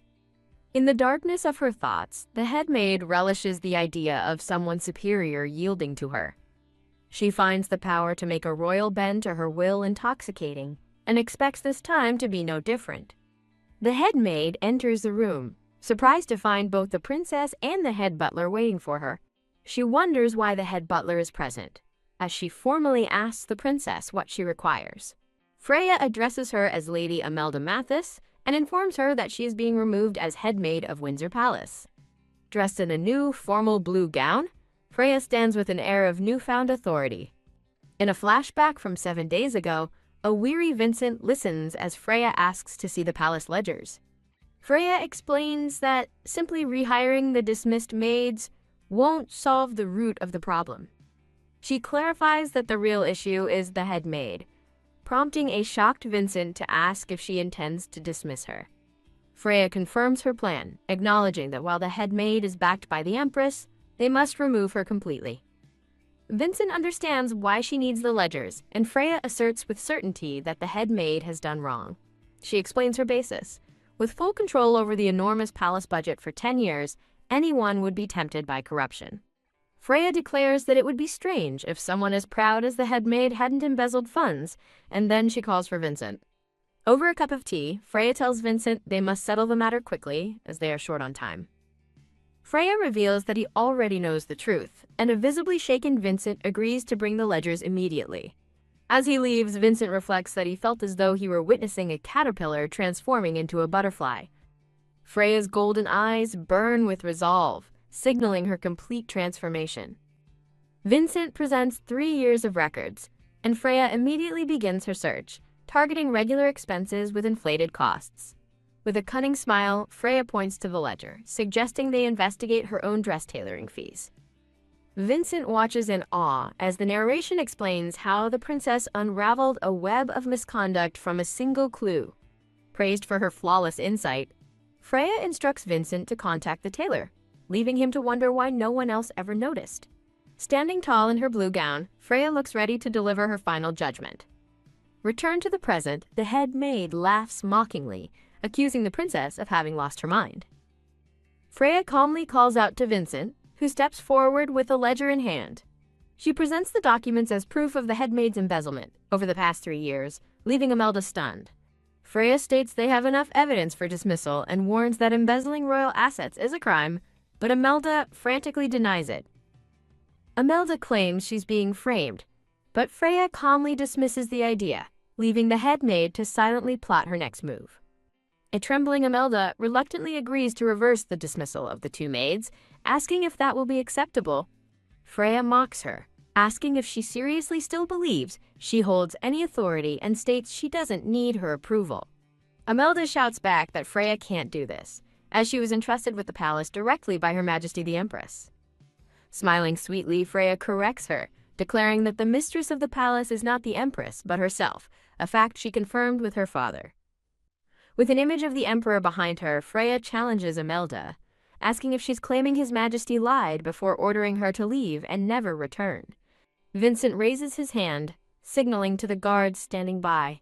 As 2 guards seize the former head maid, Imelda struggles and screams, demanding to know what right they have.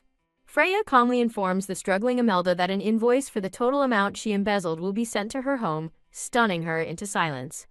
Offering a final mocking kindness, Freya says that if Imelda pays by the deadline, she'll avoid further charges, leaving the maid to despair over the impossible sum. As Freya turns away, Vincent watches her, thinking to himself what a terrifying girl she has become. Vincent reflects that in just 7 days, Freya has achieved the impossible, as he watches Imelda being dragged away. Looking at the terrified face of the departing Imelda, he marvels that Freya uprooted a corruption that had infested the palace for 9 long years. Freya bids Imelda a final, cheerful take care as Vincent realizes she has completely and utterly eradicated the problem. Their departure is interrupted by guards announcing the arrival of His Majesty the Emperor, and Imelda sees a glimmer of hope. The Emperor coldly asks for business as Imelda desperately pleads her case, claiming she was unjustly dismissed by the princess on false charges.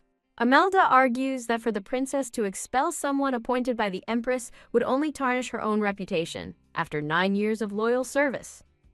With glowing eyes, the Emperor says he understands, his mind flashing to an image of a single chess pawn as Imelda looks on in terror.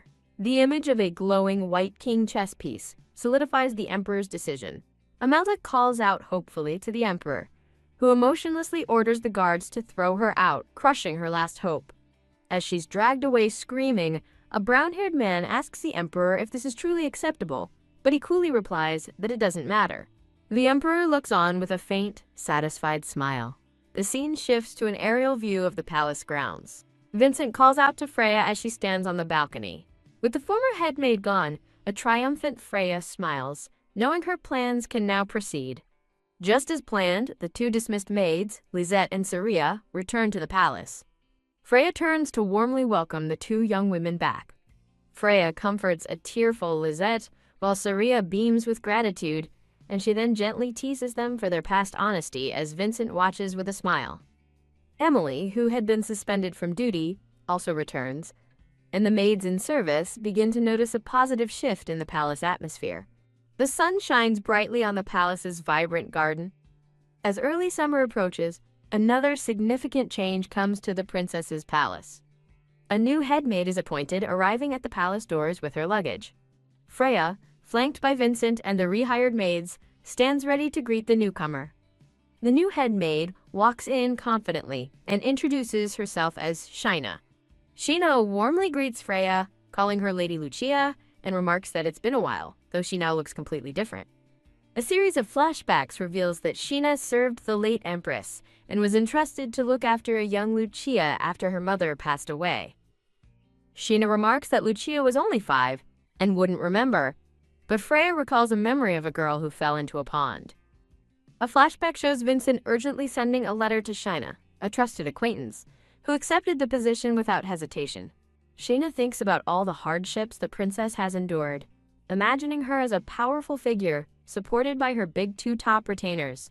Curtsying deeply, Sheena apologizes for leaving Her Highness to face such difficult times alone. Vincent assures Freya that he is certain Sheena will be a great source of strength to her. Freya listens thoughtfully while Sheena looks down with a solemn, perhaps regretful, expression. Freya realizes that if Sheena served the late Empress, she must have known the real Lucia since birth and genuinely cared for her. A spark of recognition hits Sheena as she looks at Freya. Freya laughs and cheerfully quotes a saying that it's good to face hardships when you're young. The phrase triggers a memory of the real Lucia saying something similar. Noticing Sheena's surprise, Freya asks if something is the matter, and Sheena replies that her way of speaking reminded her of an old friend. Sheena smiles warmly, her heart seemingly touched by the reminder. Freya narrates that ever since Sheena returned, her daily life has become a whirlwind of retraining in court etiquette. A montage of chibi-style lessons shows Freya's rigorous training, ending with her looking exhausted during a break. Freya laments that Lucia refused to switch places before the festival, leaving no time to swap back, just as an energetic Sheena calls for another round of lessons. Freya listens with a grimace as Sheena scolds her for a clumsy curtsy, privately blaming the previous headmaid for her lack of proper education. Later, while strolling through the central garden, Freya is surprised to see the Emperor sitting alone, as she believed the area was restricted. Startled, she rushes towards him as he turns to acknowledge her approach. Freya comes to a halt, shocked to be face to face with the Emperor. The Emperor remains seated, exuding a cool and regal aura in his ornate attire. Composing herself, Freya performs a graceful curtsy and formally greets His Majesty. As she rises, she decides to take her leave immediately to avoid any trouble. The Emperor stops her, initially saying he'll leave, but then unexpectedly asks about how things are at her palace. His sudden interest leaves Freya stunned and speechless. He specifically asks about her replacing the head maid, surprising Freya, who thought he was never interested in such matters. The emperor calmly watches her reaction, his expression unreadable. A nervous Freya wonders if her decision was a mistake. She reasons that he's likely concerned with palace operations, not her personally, but assures herself that the transition was handled smoothly. The emperor reassures her that the palace is hers to manage as she sees fit.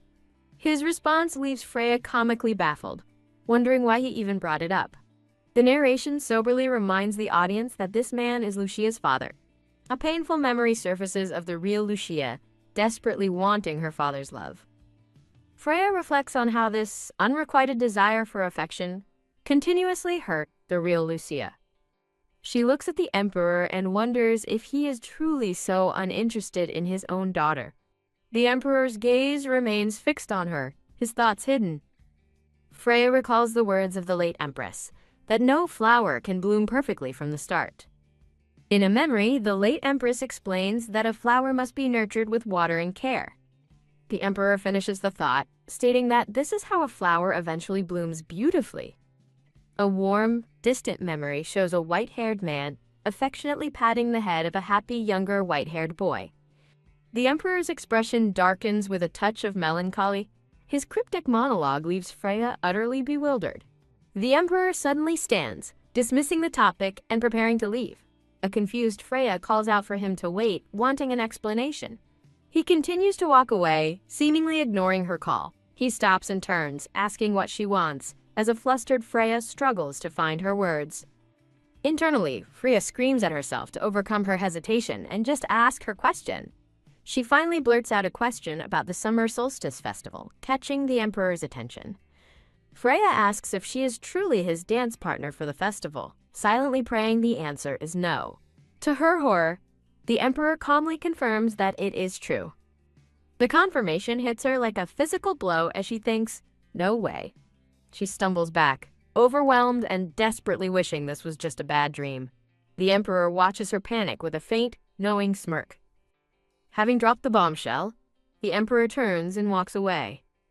His brown-haired aide catches up to him, questioning the decision by reminding him that Lady Eva was supposed to be his partner. With a confident smile, the emperor declares that he is the one who makes the decisions. He dismisses his aide's concern, ordering him to simply make the arrangements, leaving the man shocked. The emperor and his aide walk down the grand, sun-drenched palace corridor. Back in the conservatory, Freya lies defeated on a table, refusing to accept the reality of the situation while her maids look on. Lisette tries to cheer her up, calling the dance wonderful, but Freya groans that the dance itself is the problem. Lisette fantasizes about the romantic image of the princess dancing with the emperor, calling it pure eye candy. While Lisette is lost in her fantasy, Freya sees the situation as a life-or-death crisis, comically weighing her crimes on a divine scale. As Freya wishes for someone to take her place, Sheena approaches the table, interrupting her lament. A serious-looking young man with brown hair and red eyes appears behind Sheena, startling Freya as she looks up. A close-up reveals the solemn expression of the mysterious newcomer. Sheena asks Freya what's wrong, just as Lisette and Saria gasp in surprise at the handsome visitor. The princess panics, asking a brown-haired man if she forgot a promise, but he gently tells her that's not it. Flinch. The man mentions hearing of her recent troubles and notes it's their first meeting since they were children. Lucia smiles sweetly, asking the red-eyed man if he was worried about her. A small, private smile graces his lips as he thinks to himself, "I'm happy."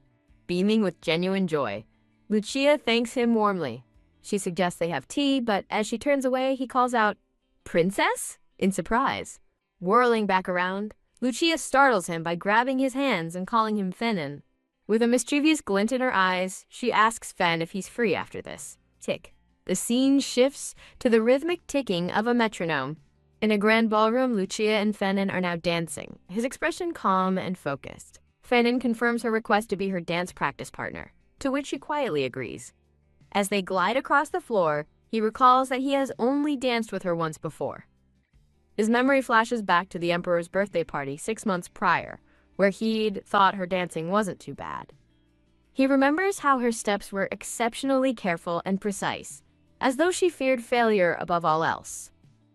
Back in the present, Music notes swirl as they continue their dance practice in the sunlit room. Getting more comfortable, Lucia happily exclaims that she's getting used to it and thanks Fenin. Fenin replies that he's simply glad he could be of help as he leads her in the dance. He gently advises the princess to relax her body more, which seems to confuse her. Fenin explains that focusing too hard on technique can disrupt the natural flow and that it's easier to let the stronger partner lead. As Lucia processes his advice, he adds that her core is much more stable now, making her less likely to lose balance. She's amazed he can discern her core strength, and he confirms that one can tell such things while dancing. Fenin notes her recent interest in physical activity, prompting a flustered Lucia to think it's just from dance practice. Panicking internally, she realizes she let her guard down and worries he can tell she's a different person from her movements. An illustration hilariously contrasts the sheltered princess with a village girl skilled at climbing trees and chopping wood. Lucia nervously ends their practice, saying she doesn't want to impose since he was just passing by. Fearing she'll slip up if they continue, she brightly reminds him they'll dance again at the summer solstice festival. A flicker of emotion crosses Fenin's face as he looks down at her. She thinks to herself that she has no one else she could ask for help. He promises to stay by her side as much as possible, and she privately accepts, thinking it will be good to have a familiar face among strangers. With a determined thought, she looks at a vision of her former maids and Vincent, knowing this will be her last event as Lucia. A memory surfaces of a girl in simple clothes running to greet two boys, a life far removed from her current one. Standing in the ballroom, Lucia smiles, her resolve shining in her eyes. She backpedals, saying he doesn't have to, but Fenin insists, telling her to leave it to him. Elsewhere, a hand reaches toward a room perfectly preserved in memory of someone named Fraulet. A handsome man with white hair notes that the room seems to be regularly maintained. His thoughts drift to the upcoming summer solstice festival, recalling a memory of a blonde woman holding a child. He remembers taking that woman's hand during a past festival. The white-haired man reflects that thinking of her lately no longer brings him bitterness. He believes the reason for this change lies somewhere among the portraits in her room. In a sun-drenched garden, the white-haired man sits at a table as Lucia approaches him with a hesitant look. As he looks up, he sees not Lucia, but a vision of the smiling blonde woman. Standing in the preserved room, he remembers the blonde woman once said something similar. A memory plays of him and the blonde woman together in a softly lit room. He recalls his confusion as the blonde woman spoke of continuing her efforts. In the memory, she touches his face and wonders if her love will bloom one day, causing him to cover his own face in the present. He thinks grimly that after all this time, she had not even once, never even said the words, he recalls, as a memory of her smiling with a bouquet of flowers appears. With a pained expression, he remembers she never once told him, "I love you," before the scene fades to be continued. An overview explains the Summer Solstice Festival is a cherished tradition to pray for an abundant autumn and celebrate the new season. The scene transitions to a bustling town street, filled with families and vendors preparing for the festivities. A red-haired maid named Saria worriedly asks the white-haired princess if she's all right, but the princess cheerfully reassures her, saying she got permission this time. The princess internally celebrates her first festival in the capital, recalling how she pleaded with a woman to let her go out just once.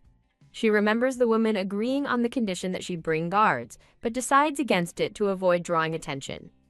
As she explains that Saria is her new personal maid, a dark-haired man approaches them from behind. The man suddenly grabs her shoulder, startling her as he addresses her as "Your Highness." Stunned, the princess looks up at him, stammering the first letter of a name. The dark-haired, red-eyed man stares down at her, revealing he heard she had left the palace without any guards. The princess quickly grabs Saria, protesting that her maid is with her. He sighs dismissively, stating that a maid doesn't count as a guard, leaving the princess deflated. After warning her of the dangers outside the palace, he surprisingly offers to accompany her for the rest of the day, much to her shock. The man addresses Saria directly, handing her his cloak and giving her an instruction which she promptly accepts. Saria realizes with alarm that she might be intruding on what has suddenly become a date between the two. The princess shoos Saria away, telling her to report back to Lady Emily, then calls after her in confusion as Saria dashes off. Now alone with the man, the princess stands awkwardly as he remains silent. She nervously asks Fen if he's busy, insisting she's fine on her own, but he doesn't seem to be listening. As they walk, Fenin suddenly shouts for her to watch out, grabbing her arm to stop her. He pulls her back just in time as two large horses thunder past them in the narrow street. Holding her protectively, Fenin tells her she could have tripped. The princess looks up at him. Fenin looks down at her with a questioning gaze while she blushes furiously. She frantically insists that nothing is wrong and apologizes as they stand in the bustling festival market. Walking through the crowd, she internally groans that she really didn't want to be alone with him. Her thoughts reveal the reason for her unease is because of what happened during their last dance. Worried, she reminds herself that he's incredibly sharp and she can't afford to let anything slip. He gently tugs on her cloak, stopping her in her tracks and making her look back in surprise. She asks what's wrong as he points toward a stall where a vendor is showing a child a beautiful blue sugar sculpture flower.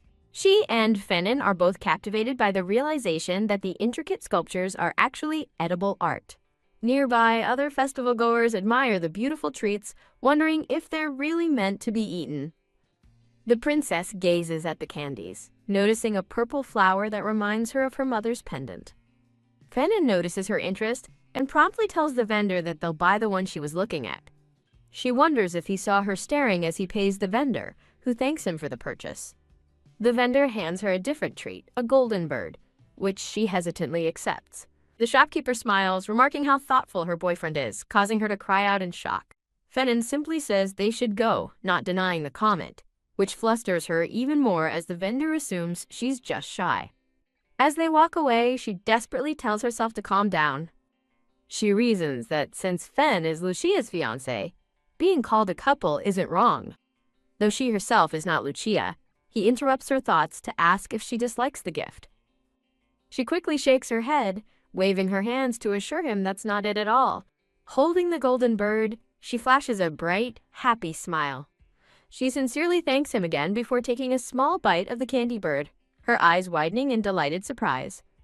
She beams with joy over the treat, and Fenin watches her with a faint, warm smile. As they walk through the city, he notes that they've wandered far and suggests it's time to head back, and she agrees. She stops suddenly, asking Fenin about the place they've come across, and he asks if something is wrong. She observes children learning outside a building, noting that it feels like a class but somehow different. A woman kindly teaches two small children how to write multiplication problems in the dirt. Fenin confirms her suspicion, telling her that the building is a school. He explains it's a community school for lower district children, a result of the emperor's policy guaranteeing free education, and asks if it's an orphanage. A brilliant idea strikes her. She could open a similar school in her village, using her own palace education to become the teacher. Her face lights up with excitement at the thought of all the village children receiving an education, which puzzles Fenin. Fenin calls out to the princess, snapping her out of her deep thought. She apologizes for getting lost in thought and says it's time for them to return. Dressed in a dark cloak, Fenin watches with a serious expression as the princess walks away from him down a sunlit road. Upon their return to the palace, they say their goodbyes for now before the ornate main gate. Later, as the sky turns crimson, maids attend to the white-haired princess, preparing her for a formal event. Nobles arrive at the Grand Palace for the Summer Solstice Festival, including a prominent blonde woman named Lady Adelia. The narration explains that the festival for nobles has officially begun as the silver-haired emperor gets ready. The princess stands revealed in a beautiful and intricate orange and white ball gown. While the public celebrates, nobles attend a palace party where the emperor's first dance partner this year will be the princess herself. Amidst the partygoers, a woman approaches the blonde noble, calling her Lady Adelia. Lady Adelia smiles warmly, confirming that she has been told she will be the emperor's partner. The other ladies praise her for the honor, and she modestly thanks them with a small laugh. She muses that the role should normally fall to Princess Lucia, but notes that Lucia has never attended the festival. A woman rushes over to Lady Adelia in a panic, announcing that she just saw Princess Lucia arriving, leaving Lady Adelia utterly shocked. In a quiet side room, the princess clutches her chest, feeling suddenly and overwhelmingly sick with anxiety. She panics internally, worried she'll forget the dance steps, as she has never even practiced with His Majesty before. A brown-haired maid offers her a drink to calm her nerves, which she gratefully accepts. Just as she begins to call out for Emi, she is cut short by the sight of someone approaching her. Her eyes widen in alarm as she looks up at the unexpected visitor. The Emperor takes her hand, calmly telling her to stop with the stiff greetings. The princess looks up at him, bewildered and flustered by his sudden appearance and directness. He teases her for being as tense as a wind-up toy, making her silently rage that he's the one making her so nervous. Gently touching her chin, he tells her to relax, mentioning he's heard that her dancing isn't bad. She realizes he must be referring to the real princess's reputation, though she herself worked hard at dancing. With a strained smile, she warns that she might step on his foot and apologizes in advance. In the background, a brown-haired man stifles a laugh at her bold remark. The Emperor calmly responds that he'll just let her fall, which horrifies her as she thinks he's supposed to catch her. She forces an awkward laugh while he watches her with a subtle, knowing smirk. He inwardly notes that she is still stiff, like a toy soldier, as the brown-haired man observes from behind. Frustrated, she finds the situation suffocating and wishes he would show a little compassion to his own daughter. Needing a moment, she steps out onto a balcony, overlooking the vibrant party below. She stands alone under the starry sky, resolving that her life as Lucia must end after this festival. With a heavy heart, she admits to herself that she won't pretend she isn't a little sad about leaving. She reminisces about how much has happened in such a short time, recalling memories of her mother and friends. An image of the loyal elderly man kneeling before her flashes in her mind. She cherishes the brief but precious memories she's made, from being pampered by maids to time spent with her mother. Thinking of Fenin, she feels grateful for all the new experiences she's had. Her resolve strengthens as she looks forward to her new goal, returning to her village to start a school. As she stands lost in thought, a red-haired maid quietly watches her from a nearby doorway. The maid approaches, informing the princess that her hair is out of place and needs tidying before her dance. Surprised, the princess touches her hair, annoyed at her own carelessness. The maid suggests fixing her hair there to avoid the dressing room where His Majesty might be. Agreeing it would be improper to fix her hair in front of the Emperor, she accepts the maid's offer. The red-haired maid smiles and courteously leads her down the hall. Growing wary as the corridor becomes deserted, the princess questions their path, but the maid assures her it's a private spot. The maid leads her to a dark, cluttered room filled with large trunks. Without warning, the maid shoves the princess forcefully into the dark room. Crying out in shock, the princess stumbles forward as the door slams shut behind her. Thud! She hits the floor with a hard jolt. Outside the now locked door, a brown-haired man finds the nervous maid. The Emperor appears, looking for the princess and asking the man what's wrong. The Emperor reports with a grim expression that Princess Lucia is nowhere to be seen, stunning the other man. In the bustling ballroom, partygoers grow anxious as they wonder what to do now that the event is about to begin. The brown-haired man suggests to the Emperor that the princess's weak constitution might be to blame, but the Emperor flatly rejects the idea. The Emperor's thoughts drift to a memory of a young Lucia watching him from afar. A memory of Lucia standing before him, her long white hair tied with a blue ribbon, flashes through his mind. He recalls another moment, seeing Lucia and the brown-haired man standing formally in his office. The Emperor remembers her determined orange eyes, a look that contradicts the idea of her being weak. He firmly concludes that her supposed weakness isn't the reason for her disappearance. The brown-haired man is taken aback by the Emperor's certainty. The Emperor has a haunting premonition of Lucia falling into a dark, foreboding void. Thump! Locked in the dark, the princess desperately bangs on the door, panicking that the festival will begin without her. She realizes her absence will halt the party, causing a scandal that would tarnish the crown princess's reputation. Remembering the real Lucia's kindness, she resolves that she cannot let the princess's name be disgraced. Spotting a high window as her only escape, she prepares to climb onto a nearby trunk. She scrambles out the window onto a dizzyingly high ledge, immediately realizing the danger she's in. Elsewhere, the Emperor impatiently asks his aide if there's any news of the princess, but the brown-haired man reports no success. The man confirms they have searched the entire palace for the crown princess, with one notable exception. Windsor Palace. He adds that her personal palace reported she never returned there, leaving the emperor to ponder the mystery. An attendant interrupts, informing the emperor that the guests have arrived and suggests proceeding with the opening ceremony as planned. Ignoring the suggestion, the emperor storms off, ordering his stunned aide to delay the opening. The aide calls out in shock as the emperor walks away with grim determination. In the dark room, her discarded shoes lie on the floor, a silent testament to her desperate escape. Dangling from a rope of torn fabric, she struggles to lower herself down the castle wall, pushing through the strain. She accepts she will be late, but is driven by the need to prove to the emperor that Lucia did not flee her duty. Panicked, she realizes her current state makes it impossible to switch with the real Lucia, as she would only burden her with disgrace. Even the emperor would blame Lucia if he saw her now, tainting the princess's reputation forever. She berates herself for her recklessness, realizing she has no idea who orchestrated this trap. She laments her ignorance of palace politics, unable to identify a suspect among the nobles who might want to harm Lucia.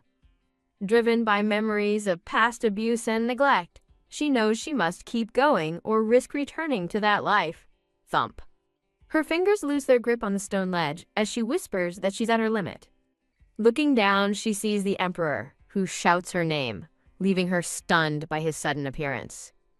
With his arm outstretched, the emperor urgently tells her to jump, promising he will catch her. Trusting him, she lets go of her makeshift rope and begins to fall. She lands safely in his arms, held securely against his chest. He holds her close as she exhales in relief, her heart still pounding from the ordeal. As the brown-haired man rushes toward them, she realizes she has to explain what happened. While the aide expresses his relief, her first thought is that she succeeded. She proved Lucia didn't run away. The emperor, however, immediately concludes the truth of the matter. Someone intentionally locked her up. Holding her protectively, he intensely demands to know who was responsible. Flustered, she recalls the brown-haired maid, but the emperor presses her for any other details she might remember. She apologizes for not seeing the maid's face clearly, and he sighs in frustration knowing the trail is already cold. Cradling her, the emperor commands his guards to secretly lock down the palace and find the culprit. He gently asks her to tell him if she remembers anything else, leaving her to wonder about his concern. She silently questions why he trusts her account without any hesitation. As she struggles to find her words, he prompts her to speak her mind. Finally, she asks him outright why he isn't suspicious of her actions. She immediately regrets asking, realizing it would have been easier for him to believe she had simply run away. He looks down at her disheveled state and asks, with a deadpan expression, if she has a fondness for dusty places. As she vehemently denies it, he smirks and teasingly asks if she has a hobby of falling from high places. As he playfully messes with her hair, the emperor teases her about having a death wish, which she vehemently denies. He smiles, concluding that there's no way she would have gone to such a dirty place on her own. Stunned by his complete trust, she looks up at him with wide, emotional eyes. A memory flashes of him desperately reaching for her as she fell from the castle wall. Back in the present and held safely in his arms, she softly addresses him as Your Majesty. Overwhelmed with emotion, she tells him how truly grateful she is. She thanks him for believing in her and coming to her rescue, but he simply reminds her of her own words. As he carries her through the moonlit gardens, he recalls her lesson about flowers needing water, leaving her confused. In a flashback, she explains to him by a fountain that flowers only bloom beautifully because they are cared for. Touched that he remembered her words, she blushes and smiles softly in his arms. As they enter a palace hall, a shocked brown-haired maid calls out to the crown princess. The emperor orders the maid to have the princess's clothes changed and to prepare her immediately. While the maid agrees, she looks on in confusion, wondering what he means by prepare. She panics internally, thinking he can't possibly expect her to dance now, but he just smirks and asks if she's opposed. He clarifies his intentions, asking if she doesn't want to get revenge on those who wronged her, causing her to gasp in realization. Turning her head with newfound resolve, she agrees that he's right. Filled with determination, she smiles at the maid and declares she'll get changed right away. Elsewhere at the party, a blonde woman in a purple dress notes that the opening ceremony already began. The blonde woman wonders why her aunt is still present and recalls telling her maid to be loyal to the Grand Duke Claymore. Believing her plan is proceeding smoothly, the blonde woman is stunned by the announcement of the Emperor and Crown Princess's arrival. Now in a stunning light blue gown, she descends the grand staircase with the Emperor, silencing the crowd. The Emperor gently takes her hand, ready to present her to the court as she looks radiant by his side. She stands transformed under a celestial sky, looking every bit the princess. A trio of female musicians plays elegant music on their violins for the banquet. Though delayed, the solstice banquet finally begins, with the Emperor and Princess taking the floor for the first dance. He leads her onto the dance floor, and they begin to waltz under the golden lights of the ballroom. Their hands are joined gracefully as they move in perfect sync to the music. The Emperor notes with surprise that she dances so naturally, as if it's not her first time. They continue to glide across the floor, lost in the moment. A faint smile plays on his lips as he watches her during their dance. As she looks up at him, a thought about the dress she's wearing suddenly strikes her. She remembers the maid telling her that this beautiful gown once belonged to the Crown Princess's mother. A flashback shows her stunned reaction upon hearing about the dress's origin. While dancing, she reflects on how the man before her, who was supposed to ignore Lucia, is now her partner. She gazes at him with a complex mix of emotions as they continue their dance. Thump. She stumbles mid-step, but he catches her instantly, telling her not to fall. He holds her securely, his hand on her back as he looks down at her. He effortlessly lifts her off her feet, remarking with a sigh that she's such a handful. He gives her a knowing, handsome smile as he holds her. Flustered by his sudden display of strength, she looks up at him with a blush. As he sets her down, she realizes he must have his own reasons for this unexpected behavior. A noble couple approaches, formally greeting her as Your Highness. A young man with dark hair and a formal red uniform, Fenin, makes his entrance. She feels a wave of anxiety, overwhelmed by the crowd of strangers surrounding her. Spotting Fenin, she smiles in relief, telling him she's glad to see him and was looking for him. Fenin looks surprised, as she admits she's still not used to large events like this. She smiles and asks if she said something strange, while Fenin looks down, seemingly contemplating his response. Fenin smiles warmly and confesses that he also wanted to see her. He leans in to whisper, asking if she's all right after hearing about her incident, and she's impressed by his sources. She assures him she's fine, but reflects that the maid who trapped her still hasn't been found, and her memory of the culprit is fading. She internally expresses her frustration, as she's usually good at remembering faces, but can't recall the culprits. She worries that if the truth of her imprisonment gets out, it will create a major scandal for the princess. Believing the Emperor understands the political delicacy, she scans the crowd, sensing dark intentions from the other nobles. With a confident smile, she declares internally that she already has a good idea who the culprit is. She reflects that while harming royalty is a grave crime, involving the Emperor could escalate things, and she doesn't want to cause a scene. Despite her reservations, a determined glint appears in her eyes as she admits that letting it go would infuriate her. Turning to Fenin with a plan in mind, she tells him she has a favor to ask, and he readily inquires. Leaning in, she makes her request. From now on, he must act as if they are very close. Fenin looks back at her, visibly surprised by her bold and unexpected proposition. With Fenin now at her side, she confidently calls out to the startled blonde woman, addressing her as Lady Adelia. Lady Adelia quickly composes herself, flashing a brilliant smile as she warmly greets Your Highness. After exchanging pleasantries, Lady Adelia smirks to herself, certain the princess couldn't have noticed her involvement since she used an unaffiliated maid. The princess compliments Lady Adelia's beauty, then pointedly asks Fenin for his opinion, and he stiffly agrees. Lady Adelia seems genuinely flattered by the praise, her cheeks flushing as she murmurs, Oh my. Leaning into Fenin's arm, the princess compliments Lady Adelia's charm, but Adelia dismisses it as flattery. Taking his role seriously, Fenin puts his arm around the princess, pulling her close and causing her to look up in surprise. He leans in close, whispering that he even felt a bit jealous watching her dance with His Majesty earlier. Thump. He gently brings her hand to his lips, kissing it with a look of intense devotion. She stares in wide-eyed shock, completely caught off guard by his convincing and forward display of affection. Whoa. While internally panicking that he's overdoing it, she plays along, feigning bashful delight at his romantic gesture. As the crowd whispers about how close they seem, Lady Adelia watches them with an expression of pure fury. Gulp. Leaning in, the princess whispers a veiled warning to Lady Adelia about people who love to cause drama. She finishes her pointed remark with a disarmingly sweet and innocent smile. Her point made, she turns her back on Lady Adelia and cheerfully tells Fennon it's time to leave.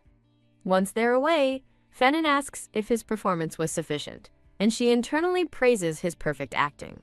Still flustered, Fennon asks why she targeted Lady Adelia, identifying her as a member of the Claymore family. She realizes Fennon is unaware of Lady Adelia's schemes, confirming they aren't close, and that Adelia's assumptions were completely wrong.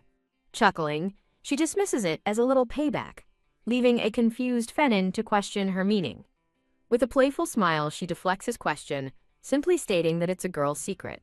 He smiles warmly in response, accepting her mysterious answer without further questions. The two share a moment of mutual understanding and camaraderie after their successful act. A soft, satisfied smile graces her face, pleased with the outcome of her little scheme. As the Solstice Festival concludes, the narration reveals that her time acting as the royal princess has come to an end. Walking alone through a vast, moonlit hall, she reflects that her life as a princess is finally over. Elsewhere, the light purple-haired emperor departs from a room, leaving something behind. He speaks to the memory of a blonde woman named Frau, remarking how their daughter is becoming more like her every day. His hand gently places a small, dark box onto a polished surface. In a memory, Frau looks at him lovingly from her bed, telling him she has something important to entrust to him. Her hands are shown giving him a simple chain necklace from a box, a gift for a future occasion. The memory of Frau's determined words hangs in the air as the emperor recalls her final request. Having left the box on the table, the emperor turns and walks away, his duty fulfilled. The box contains a delicate silver necklace, adorned with a white dove pendant, a symbol of peace and love. With the festival over, she stands cloaked before the throne, ready for her and the real princess to return to their original lives. But the turning page of a book reveals a twist. Things did not go as planned. Now back in her original body and humble room, she looks up in confusion, asking, "We're not switching back yet." A flashback reveals her panic after the agreement, with the real Lucia angrily reminding her their deal was supposed to end with the festival. The real Lucia, now in her body, proudly displays a beautiful piece of embroidery, excited that she's been commissioned for more work. As Lucia muses about her newfound talent for sewing, a furious aura explodes from the woman in Lucia's body. She understands Lucia's happiness, but knows the situation is dangerous, with crimes like deception and disguising royalty carrying a death sentence. Suddenly, a voice shouts Lucia's name, marking a dramatic turning point in her unexpected life. Defeated, the princess realizes she was talked into the switch again, berating herself for being so foolish as her maid looks on. Peeking out the window, she looks conflicted, contemplating her next move. She recalls hearing the lady of the house was pregnant and wanting to help her through her severe morning sickness, though the trip was meant to last a year. Remembering a green-haired woman's offer to help with sewing, she thought she could endure the switch, but her duties became overwhelmingly complicated. Agreeing with someone named Lou, she steals her resolve with a sly smile, deciding to commit to her plan. In a flashback, she asks a white-haired woman in a brown cloak if she has control over the imperial budget. The woman in the cloak gives her permission to manage the funds as she pleases and open a school in her hometown. The cloaked woman is horrified, remembering excitedly telling a young Lucia about her plan. The girl in the orange dress winks, suggesting the funds are payment for them switching places. The cloaked woman agonizes over her choice as an angelic version of herself weighs down the scales of risk with tempting gold coins.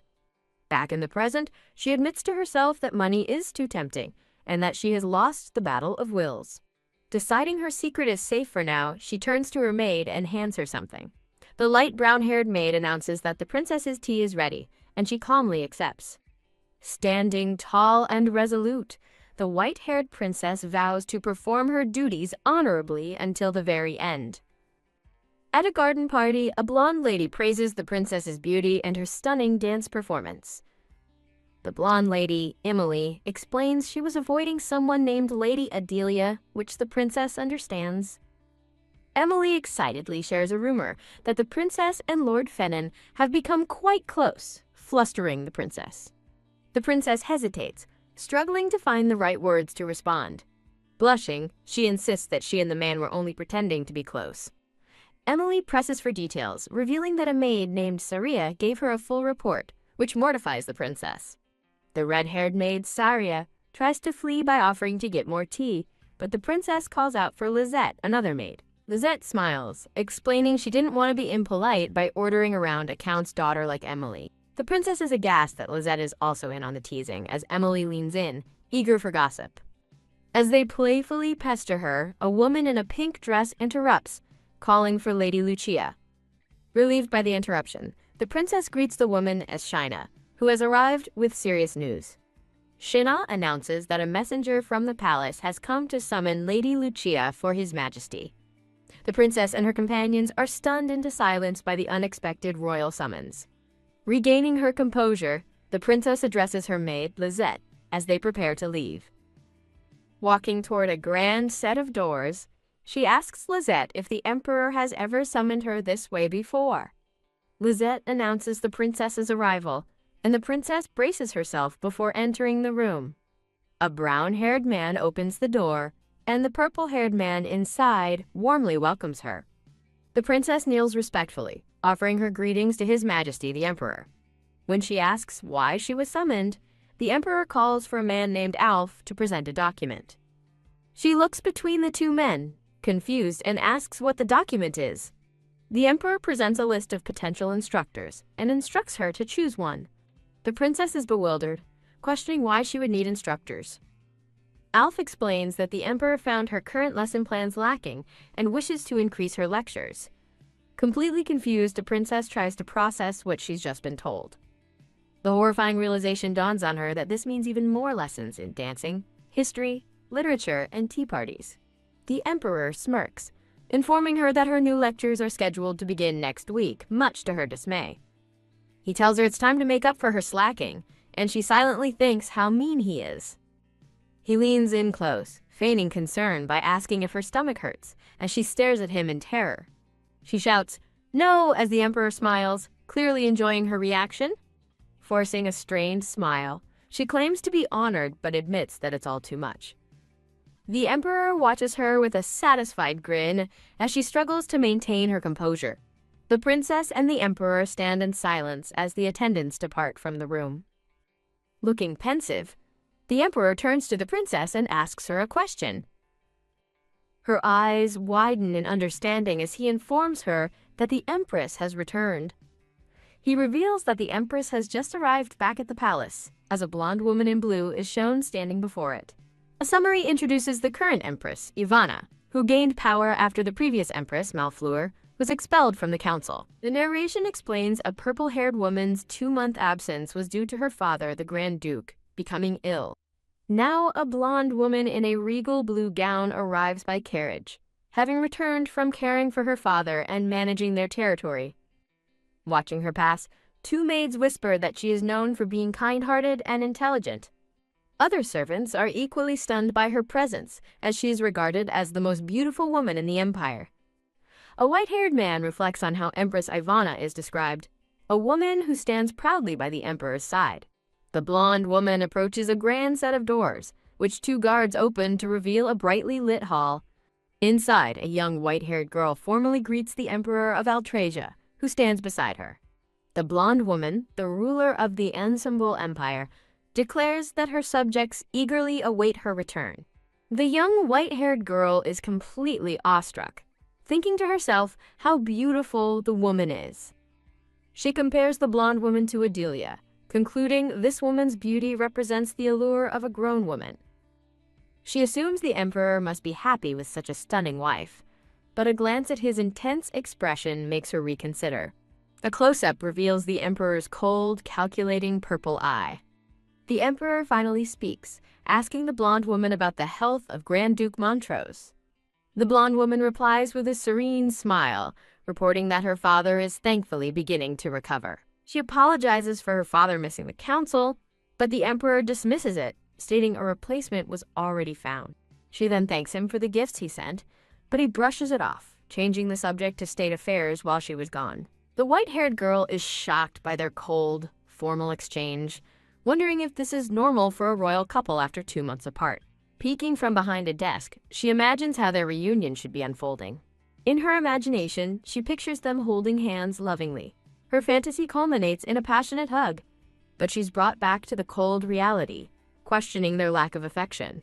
She looks between the stoic pair and wonders if their formality is simply because she is present. The blonde woman finally turns her attention to the girl, startling her by acknowledging the princess's presence. Realizing she's been staring, the girl quickly moves to apologize for not greeting the empress sooner. She performs a perfect curtsy, expressing her relief at the empress's safe return and apologizing for the delayed welcome. The empress seems amused by the girl's formality, covering her mouth as she murmurs, "Oh dear." Hey, the empress tells Lucia not to apologize, which makes her happy, before the emperor curtly asks the empress what she needed. The emperor clarifies that he was the one who summoned the empress to the palace. With a pleased smile, the empress simply responds, "I see." The empress then asks the emperor if the matter he called her for has been resolved and what it was about. He dismisses her question as nothing for a duke's daughter to worry about, prompting her to correct her former title with a laugh. She confidently reminds him that she is his wife now, not just a duke's daughter. Observing the tense exchange, Lucia thinks to herself that the mood has suddenly become very awkward.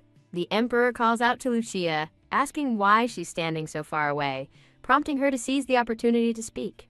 Seizing her chance, Lucia quickly thanks the emperor and declares that at times like this, the best move is to run away. She wishes the empress a good rest after her journey, already planning her escape. With a cheerful, "I'll take my leave," Lucia dashes out of the room, slamming the doors behind her. Safely outside, she apologizes to her waiting attendants for the delay, visibly relieved to be away from the tension. Back in the study, the empress announces that she will also be leaving, thanking the emperor for his time. As she leaves, the emperor recalls that the empress has custody of the princess, then calls out the name Alf with a grim expression. The emperor orders his brown-haired aide, Alf, to keep an eye on the empress for a while.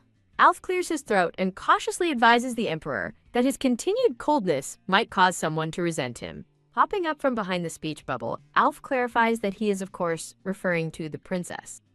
Alf notes that most girls her age avoid their fathers, but the emperor coolly states that if she has the courage to hate him to his face. A sly grin spreads across the emperor's face as he admits he'd actually look forward to that, much to Alf's dismay. Alf gently suggests that, since the emperor has never shown interest in Lucia's studies, a few words of encouragement might make her happy. The emperor calls the idea ridiculous, but Alf counters, observing that His Majesty seems genuinely happy when speaking to the princess. Annoyed, the emperor threatens Alf with more work, causing the aide to quickly back down with an apology. Later, while walking in the garden with a maid, Lucia admits the empress's sudden appearance caught her completely off guard. Blushing, she thinks back on the encounter, admitting to herself that the empress truly is beautiful. She recalls the empress's warm and gentle gaze, but is troubled by the memory of the emperor's pained expression, as a maid calls her name, Lucia. Surprised, the white-haired girl gasps and calls out, "Your Majesty the Empress." Lucia catches up to the empress, confused why she's walking away from her own residence. The empress turns with a warm smile, asking if Lucia chased after her. The empress explains she was worried and wanted to check on Lucia, who nervously insists everything was fine. Inquiring about Lucia's meeting with the emperor, the empress is surprised to learn he was introducing a new teacher, not scolding her. The empress remarks that everything seems to be going well for Lucia, leaving the girl slightly puzzled. Noting that a lot seems to have happened, the empress invites Lucia to have tea together sometime. Extending her hand, the empress says she would like to hear all about it. The empress offers her hand with a gentle, knowing smile. Lucia looks on, stunned and wide-eyed at the sudden invitation. The next day, the empress's invitation for tea is recounted. She had even offered Lucia the chance to decline. Lucia is thrilled as her maids prepare her, impressed by the empress's meticulous planning that accommodated her class schedule. A narrator reflects on the tense political situation, where Lucia is seen as suspicious and a threat to the empress's potential heir. As Lucia heads out, she thinks that despite the political tensions, She didn't sense any ill will from the Empress. Pausing before the grand doors, Lucia nervously wonders if she's just overthinking the situation. As Lucia walks through a sunlit garden, a maid's voice narrates the history of the Empress, explaining the initial controversy surrounding her marriage to the Emperor.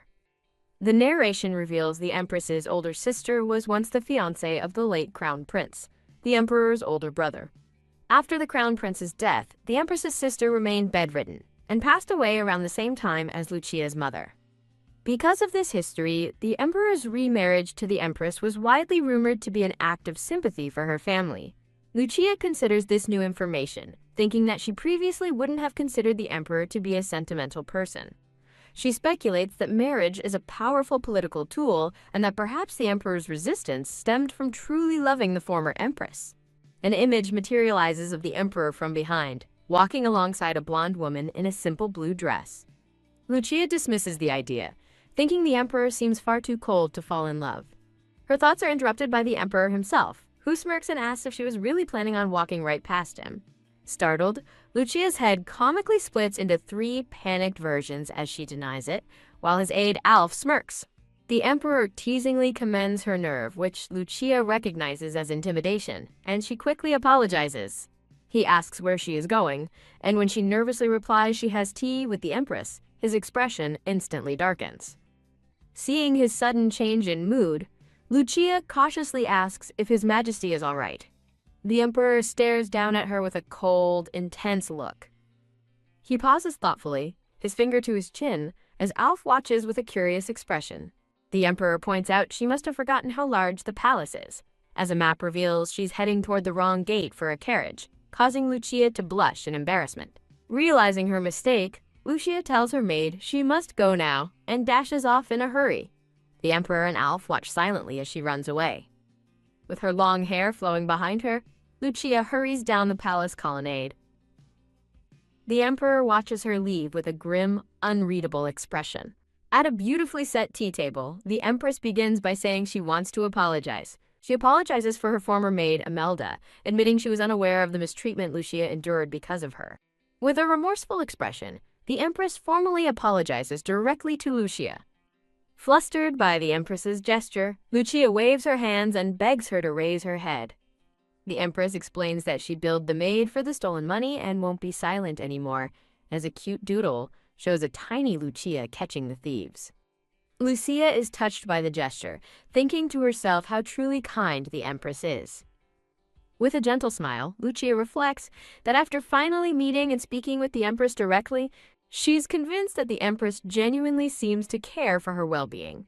They enjoy a delightful tea time together, with Lucia happily proclaiming how delicious the desserts are. The Empress observes that Lucia seems to have changed since their last meeting, piquing the girl's curiosity. Lucia beams, asking if she's really changed, and the Empress confirms it, beginning to explain her past behavior. The Empress recalls that Lucia never used to accept her tea invitations right away, a memory that strikes Lucia with a pang of truth. Lucia admits with a bashful smile that she wasn't confident in her etiquette back then. She explains that she always felt inferior, as the Empress's manners and gestures were always so perfect. Lucia apologizes if her past behavior seemed disrespectful, while the Empress listens in thoughtful silence. With a sweet smile, the Empress tells Lucia that what's most important is that she has confidence now. From the Empress's perspective, she reaches out a hand toward a wide-eyed and surprised Lucia.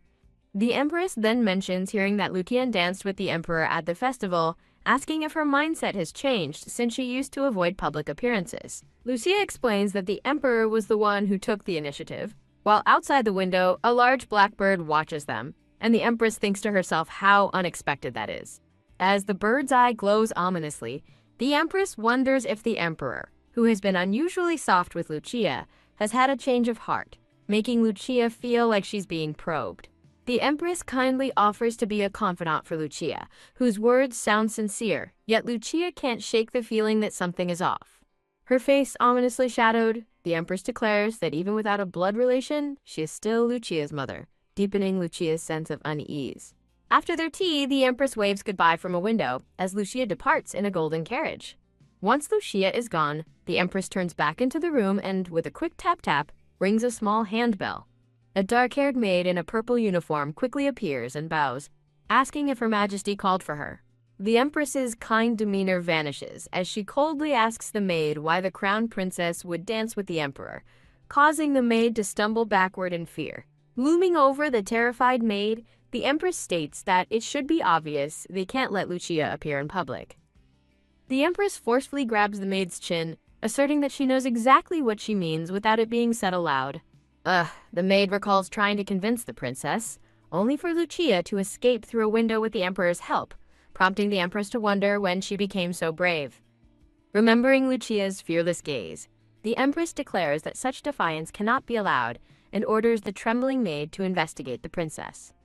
Her thoughts flash through images of everyone around Lucia, her father, her friends, and the maids, as she resolves to know about all recent events and even the smallest changes. With a sinister and determined expression, the Empress gives her final command: look into every single detail.